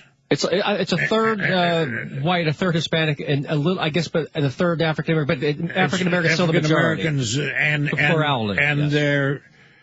We lost 200,000 in population in the last census. Most of them African Americans. I mean, but you start closing schools in the predominantly African American neighborhoods. You start talking about building a Barack Obama school up on the north side in an area that used to be Cabrini Green housing project, and that's where you want to put the Barack Obama school. You let people like Bruce Rauner cloud his daughter into the Walter Payton school, which is an advanced school, and you're closing schools in the black community. And here's the other thing: you try to get rid of the teachers. You did everything. That's the reason Carol Lewis defeated him. I mean, he went down to the legislature, got legislation passed, and tried to prevent any kind of teacher strike. That's anti-labor. And I mean, whether you like it or not, it's anti-labor. It sure is. And you mentioned Rauner again. Do you know that an elitism with the wine? Do you know Jeb Bush is coming to do a fundraiser now for Rauner? Doesn't surprise me. So first he had the Governor's Association with Chris Christie. In Bridgegate, and they gave him money, and now you got Jeb Bush himself coming here. Give us a call, 773-763-9278, 773-763-9278. We're opening phone lines. Yeah, something that we were talking about earlier today, and it relates to Chicago, and that is the fast food protests. And apparently there are 24 Chicago protesters were arrested this morning near a McDonald's in Chatham, where 150 had gathered. Sitting workers took over 87. In the African-American neighborhood. Of course. Yeah, that's why I saw that and I went, okay, yeah. It makes me wonder how many other protests have been in the city of Chicago. I'm not out there right now, and so I can't tell you. I'd be interested in hearing from people who might have been involved in a protest this morning. And it said organizers plan to ramp up protests to include acts of civil disobedience. They said they're willing to be arrested as they try to get the message out. And that's for $15 minimum wage for fast food workers. Yeah, but and then here you've got Rahm Emanuel, who says he wants to raise the minimum wage, but he wants to do it by 2018. Is that the caveat on 2018. That? I mean, so meanwhile people are going to go hungry until they, and I don't know. It's just 2018. Let's go to the phone lines right now. We've got Al. How are you today? Welcome to welcome. It's my show. I've got issues. Welcome to what are we calling ourselves, guys? We're the Dukes of Hazzard. We really don't know. We've had 3 different intros, so we're filling in for Stephanie Miller. How are you, Al? I'm doing pretty good.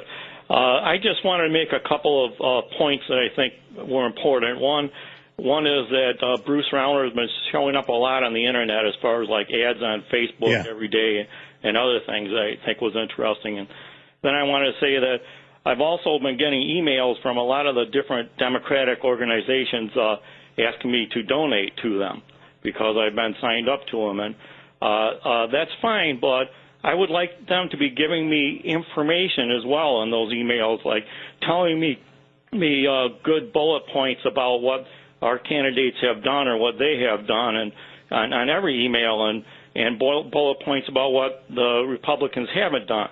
Because, we need one place to be able to go to and find this information, because right now it's hard to find. And then, like Cook County has the option to go in there and find who your representatives are and so on and so forth. And I can't necessarily, I had to know that. I had to go find that.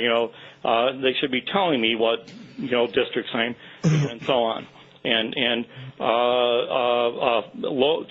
local, state, federal, it should be places I can go to just find bullet points and on it. And let's see, I think that's about what I wanted to say. Yeah. And we appreciate it. And we were talking, we're going to let you go, but thank you very much for calling. We talked about that earlier, about Rauner's website. It's got to be more than bullet points on your website. You need full positions. I mean, they're not even, I wouldn't even call them bullets. They're so shallow. They're more like BBs. BB points. I mean, they're pathetic. I've said it, and I'll continue to say it.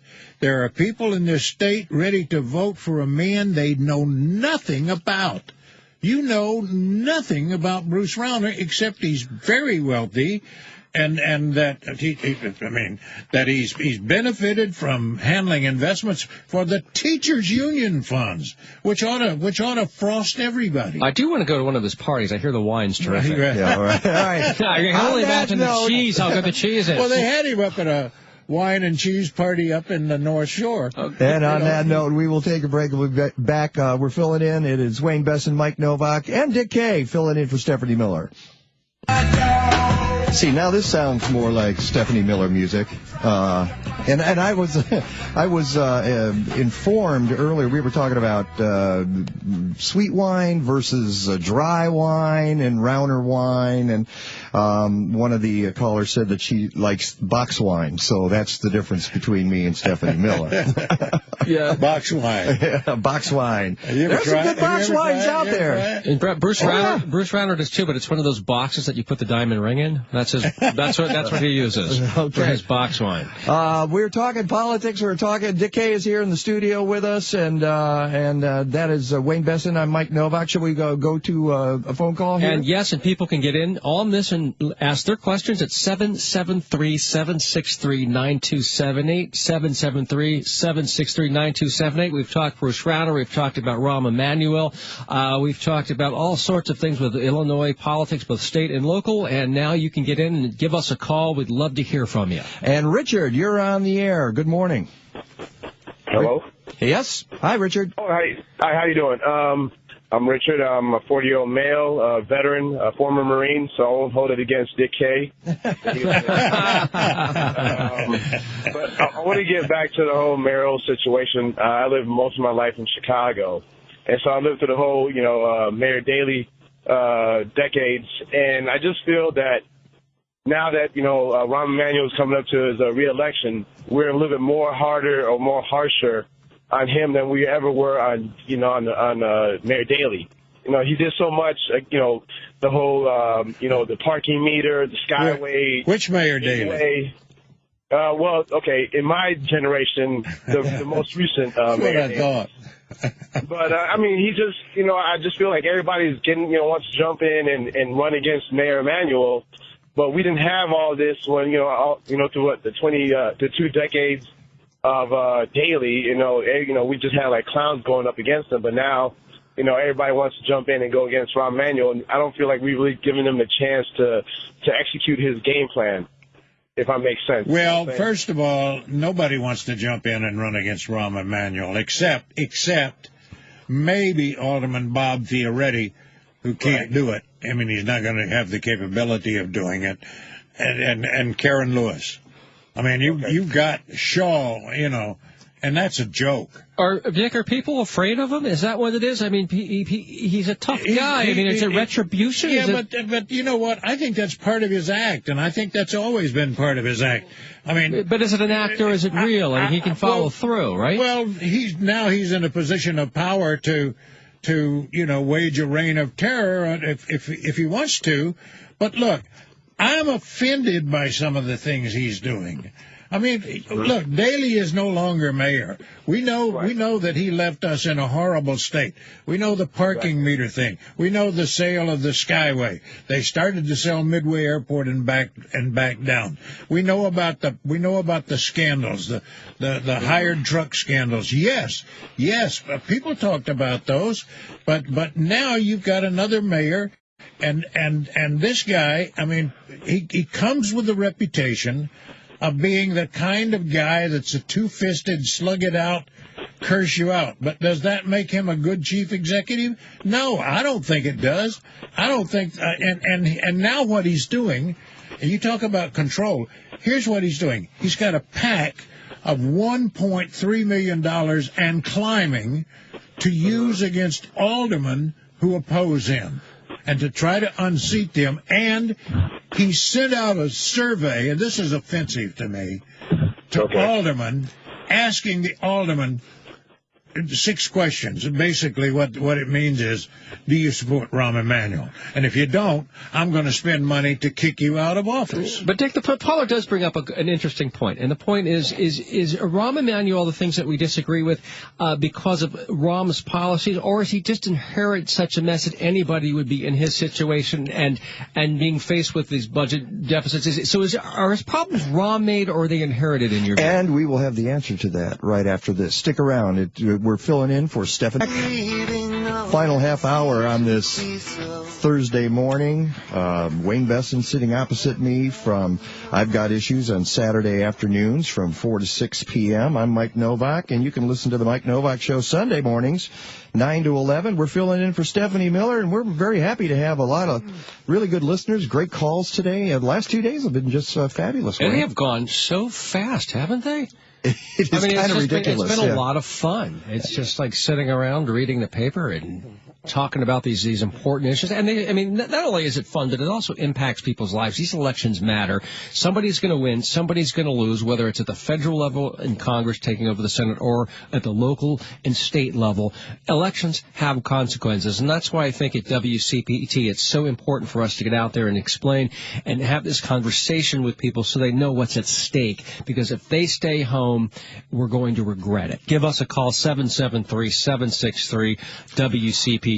And you posed a question to Dick before we went to the news. And the answer is, some of them are his own making.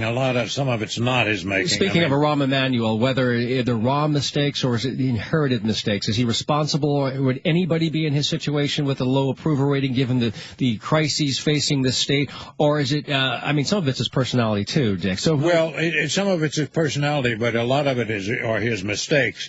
His hard-charging attitude that now that he's elected, he can do anything he wants. I've called him a bully. I truly think he is a bully because, first of all, Daley left the city in a terrible mess. Daley was trying to preserve his own legacy, which he did very well, except after he was out of office, we found out how big a mess he left us, long after he quit. And that surprised me that he decided to retire and step down, because I think he did it because there was a handwriting on the wall that for the first time Richard M. Daley might not win re-election, and he might face a serious challenger. But Rahm, he's been against some of the unions, he's been against the school teachers. He's in favor of charter schools. He's supported the closing of public schools in many of the African American communities. He's dismantled a lot of special units in the Chicago Police Department. He's changed the way garbage and everything is collected. He's done it by sectors. A lot of this is his own problem, especially his attitude toward the unions and toward the schools and the school teachers. And it's interesting because when he came into office, in the last election, what was interesting is that folks, I think, in Chicago looked at him. They said he's a strong guy. We want to vote for the strong guy, you could almost draw a parallel to what Rauner's doing now. They didn't really know what they were getting. They didn't have Except an idea. he had experience with Obama. Well, that was it. And Folks thought they were voting for Barack Obama. That's okay. Right. You mean he's not the mayor? Dick, earlier you said that Karen Lewis versus Rahm Emanuel is like oil versus water, or as they called in Cleveland, Lake Erie. But anyway, so we've talked about Emanuel. What is your take on Karen Lewis? Is this a really viable... Or is it the Cuyahoga River that once caught on fire? Is that what it was? Exactly. Yes, the barbecue river. Yes. I think, first of all, Karen Lewis, and I want to be very blunt about this, and she knows it. Polls have shown it. She has an image problem. She has an image problem. And she's working on that. You know, she's lost 96 pounds. And she's trying. That's somebody who's running for mayor. She's giving up weight. She's trying to trim down. Yeah. She's trying to slim down. She's trying to. Well, literally running for mayor. That would help. Yeah. Pounds, yeah. And I want to see her take on Rahm in a triathlon. Well, but I think she's a very popular president of the teachers union, and clearly she became a national figure when she challenged Rahm and won. But what's the image problem, though? Like, well, you said there's an image problem. What is her weight? Is that the primary? I think it's her weight. And I think that just shows our prejudices as a country. Of course it does. Did they ever hear of a president named Taft? Really? I mean, but it's been a while since we had a Taft. Yeah, but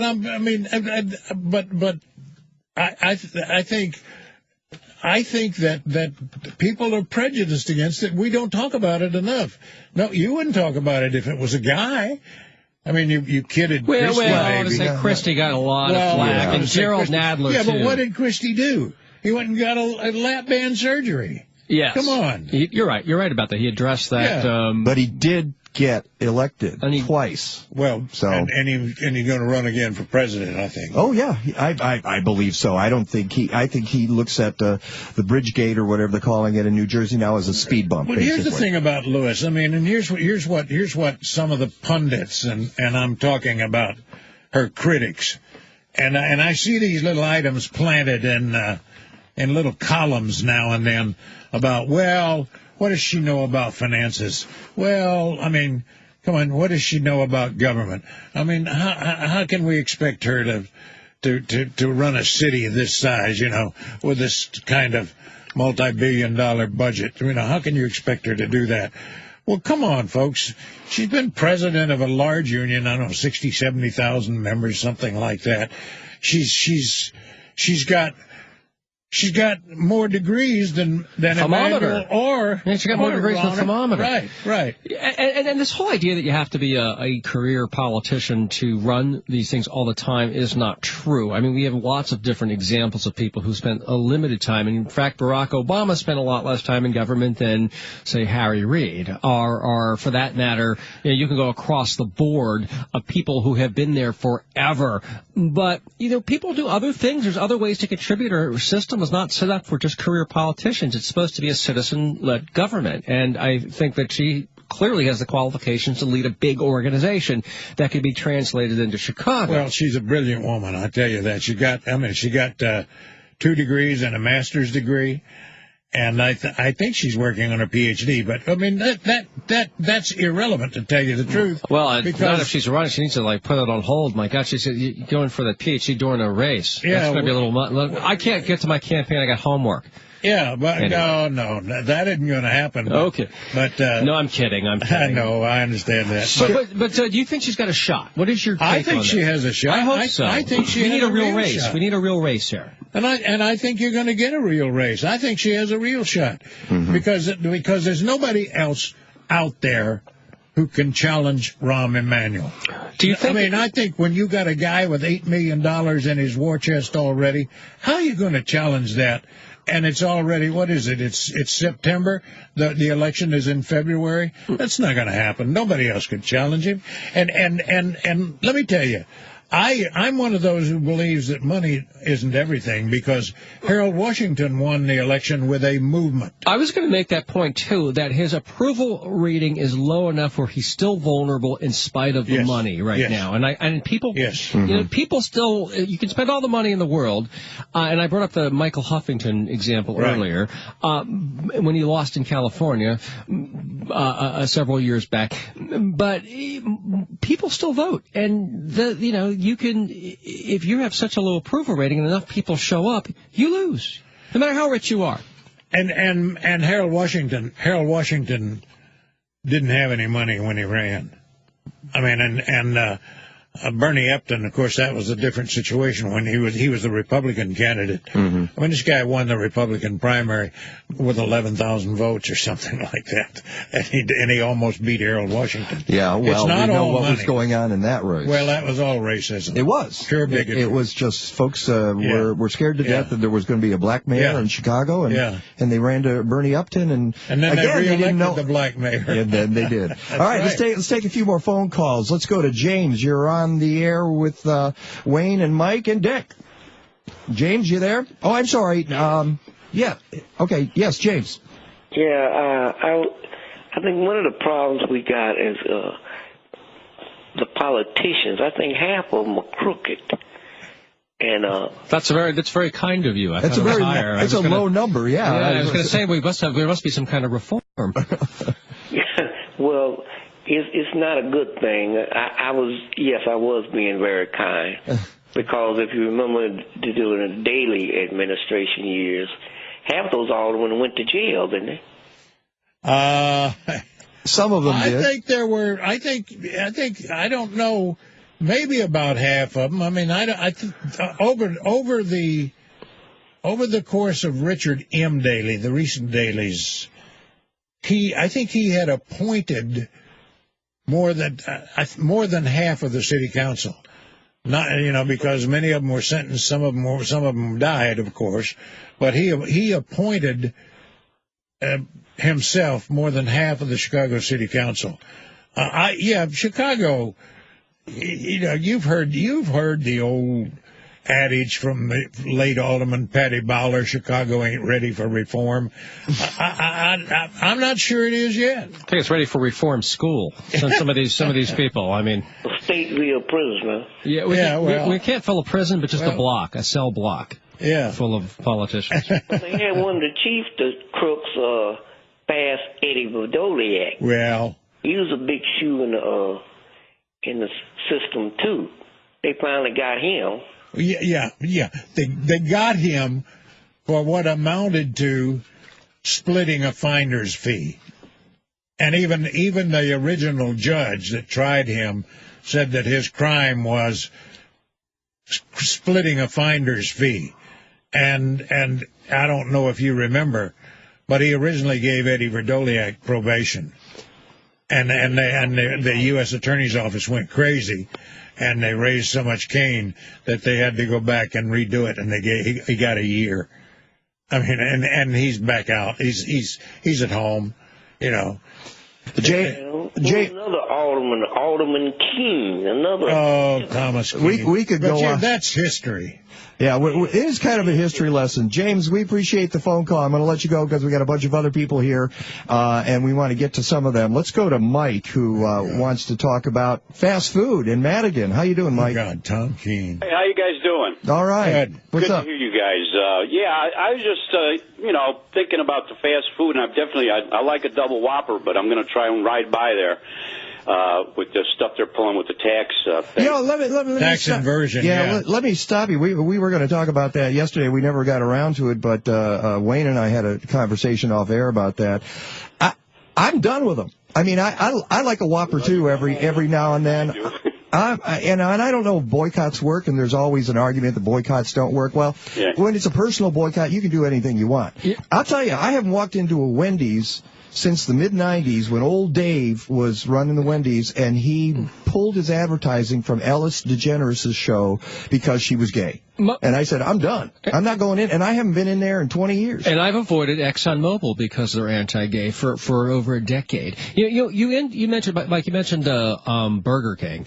Right. I was surprised that Burger King is taking this route. I thought maybe the PR was so bad when it came to the Walgreens incident. Yeah, really. That they backed down. So I thought we might see other corporations backing down. And it didn't take more than, a week before Burger King did the exact same thing that Walgreens was getting heavily criticized for. That surprised me. Plays out. I mean, what about a boycott? This is my main thing here. And Michael Madigan, I mean, you can't vote the guy out. I'm sure those people are crazy about him. They probably have everything. They probably got golden curbs. But if people go, look, and silver cylinders. You can bet they got great new garbage cans. Yeah, you gave us this creep for all these years, and you live with him, or you throw him out. They're the only ones that can throw him out. And find the businesses in there and just go, I'm going out to dinner, but I make sure I don't go to that place. Or find out how many tax breaks he got, you know, through his corporation that drops people's property taxes. Well, he's not the only one. So does Eddie Burke. Well, yeah, right. But they ought to get to know these people because they are responsible, this small little bunch of people, for giving Illinois this guy to live with, and you can't get him out. I mean, I'm surprised a reporter hasn't just looked into it and go, you know, just ride by this, because I don't know if they can support themselves on their own businesses with their own people. But if people just go, I'm not going there until these people vote him out. Now, I'm not saying it's going to work tomorrow, but it might be a start. But as we mentioned earlier on the show, it really is more complex than that. I mean, Dick, you were talking about that earlier. It's not a reporter's job to talk about boycotts, first of all. Yeah. I mean, it's just not. I mean, it's not a reporter's job to advocate boycotts. We can do it on a talk show. Yeah, I don't right. consider myself a reporter anymore. I can, you know, I'm a talk show host now, and I'm free to talk about whatever I want to talk about. Unlike when I was rigidly, you know, bound by the rules of fairness and objectivity, and I couldn't talk about doing boycotts. But you know, you talk about boycotts. I understand how you feel. I understand, Mike. You got a reason. You boycott Burger King. You boycott Mobil. What are you going to do about Citgo? I mean, aren't they Venezuelan oil? Yeah. I mean, what do you do about that? I mean, now you got these commercials on there. I ride my bike. You can't get oil anywhere anymore. Yeah. He didn't like Mr. Bush, so I'm not that bad with Venezuela. No, and Dick, you smell the sulfur off Mr. Bush.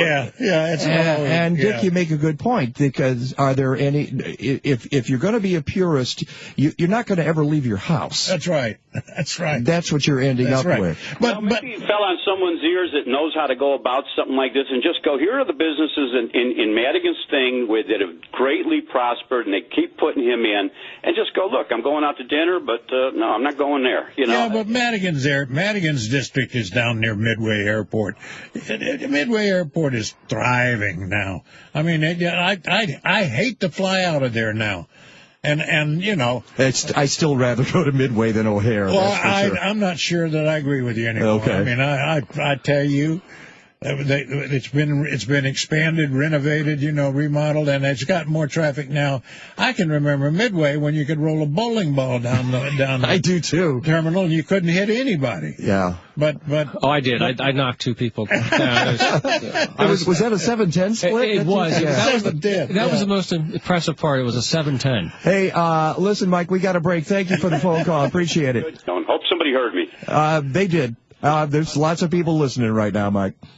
All right. Well, we will be right back and wrap it up with Dick Kay, Wayne Besson, and Mike Novak on Chicago's Progressive Talk. Looking at the phones, looking at the time, we're not going to be able to get to everybody. We'll do what we can, but as we wrap up filling in for Stephanie Miller for the second day, Wayne Besson and I will be back tomorrow morning. I'm Mike Novak. Dick Kay is with us in the studio, and we appreciate the fact that he stuck around for another hour, because it never ends. You talk about Chicago and Illinois politics for a long, long time, and our listeners, they're eager. You can tell that they're eager to hear about this and to weigh in on what's going on. Well, a lot of things they're talking about. A guy mentioned Tom Keene. I'm probably one of the last reporters that covered Tom Keene and Richard J. Daley. And I mean, I've been around a long time. I mean, I've been at this. I've been in Chicago since 1968. You figure it out. One thing we didn't get to really quickly, and I don't think it's a very long conversation, is the Senate race in Illinois. I don't believe the polls. I don't believe that Jim Oberweis is as close as the recent polls showed, 7 percentage points behind Dick Durbin. I think it's got to be wider than that. I know a lot of people are tired of Durbin being in. He's been in for what is it, 35 years or something like that. But on the other hand, Jim Oberweis has run for office 6 times and won 1 time. All he is a career politician. He's always wanted a political office. And people think of him as just a dairy owner. He's not. He's got an investment firm. He had an investment newsletter. And this guy has run for every office. And the last time he ran for office, he ran for the Senate. I don't know if you remember the commercial, but he gets himself a helicopter. He's got a commercial running. He's flying over Soldier Field and talking about how every day there are enough illegal immigrants coming to this country that you could fill Soldier Field. It's about 60,000 seats. I was disappointed. I thought you were going to say he was going to offer free Bears tickets and things. And I was going to say maybe he's he insulted the immigrants. Oh, okay. Because I was just saying, like, free tickets. But do you want to get John in here, who's just been is just as patient as anybody could possibly be? And John, you've held on for a long time. You're calling from Kentucky, right? Yes, sir. We spoke yesterday, gentlemen. Oh, okay. Just want to say Dick Kay is, and of course, you three are generally my liberal talk heroes. I will say that. The deal I see with Mr. Madigan is, from an outsider's point of view, is you make a deal with one devil because the other he's not as evil as the other devil. See what I'm saying? Yep. Okay. Because we have a similar jackass, pardon my choice of words, like that in the Kentucky House, who has got his own investment interest in certain areas here in Fayette County and in Louisville and Jefferson County, doing the same crap that Michael Maddox is doing. But people love him, so therefore they'll never get rid of him. Yeah. Speaking of Satans, do you think that Mitch McConnell's going to fall in Kentucky or not? Well, I'm scared. I'm genuinely scared because I seen the CNN poll this morning, which scared the socks off of me, that said my girl is down by 7 points. Oh, Grimes is down. That's disappointing because. Are you in Louisville? Are you in Louisville? No, actually, Dick, I live in Somerset, just south of Lexington, about 120 miles south of Lexington. Okay. Wildcats. I used to live in Fort Knox and Elizabethtown. Oh yeah, E-Town. Oh yeah, I love E-Town. 2 great places. Yep. Yeah, well, 2 great places. But as I was talking to Mike and Wayne earlier, if you've got a district, Mike Madigan gets voted in by his district voters, not by the state, not by the entire state. He comes from a district. If you've got a district where you're getting a lot of service, why do you want to get rid of the guy? I mean, why? Because other people don't like him? No, if you're getting service, that's what you're going to do. You're going to stick with a guy named Mike Madigan. And if he takes care of every member of the legislature like he tries to do in the House, he's going to remain county chairman, and he spreads the money around. Exactly. So, like I said, you make a deal with one devil because he's not as evil as the other one. Yeah. I know you guys are pressed for time. I'm going to have to go. Y'all have a great day. All right. Thanks for calling. And, yeah, we got a minute left here. Y'all have a great day. That's why I put him on, just so I can hear the accent. Yeah. I hope people be back. We'll be back tomorrow for one more day, still filling in for Stephanie Miller. We've had a great time. We've talked about the NATO summit. We talked about ISIS. We talked about local politics with Dick Kay. It's been quite a day. Big day in the news, and we're going to have another one tomorrow. Come back and be with us tomorrow. We'd love having you. And I thank you guys for having me on the show. Oh, we love having you, Dick. And I appreciate it very much. Rumor has it another weekend guy, Ron Cowgill, might be here to talk about a new Illinois law that just got signed by the governor about contractors and licensing. Weekends, we're weekend guys. We're taking over. Go weekends. And we're going to talk about the big rally about climate change coming to Chicago this weekend. On Saturday, I'm going to be speaking there. We'll talk about that tomorrow, too, in anticipation of what happens in New York. So we'll see you tomorrow. Thanks, guys. Thanks for joining us.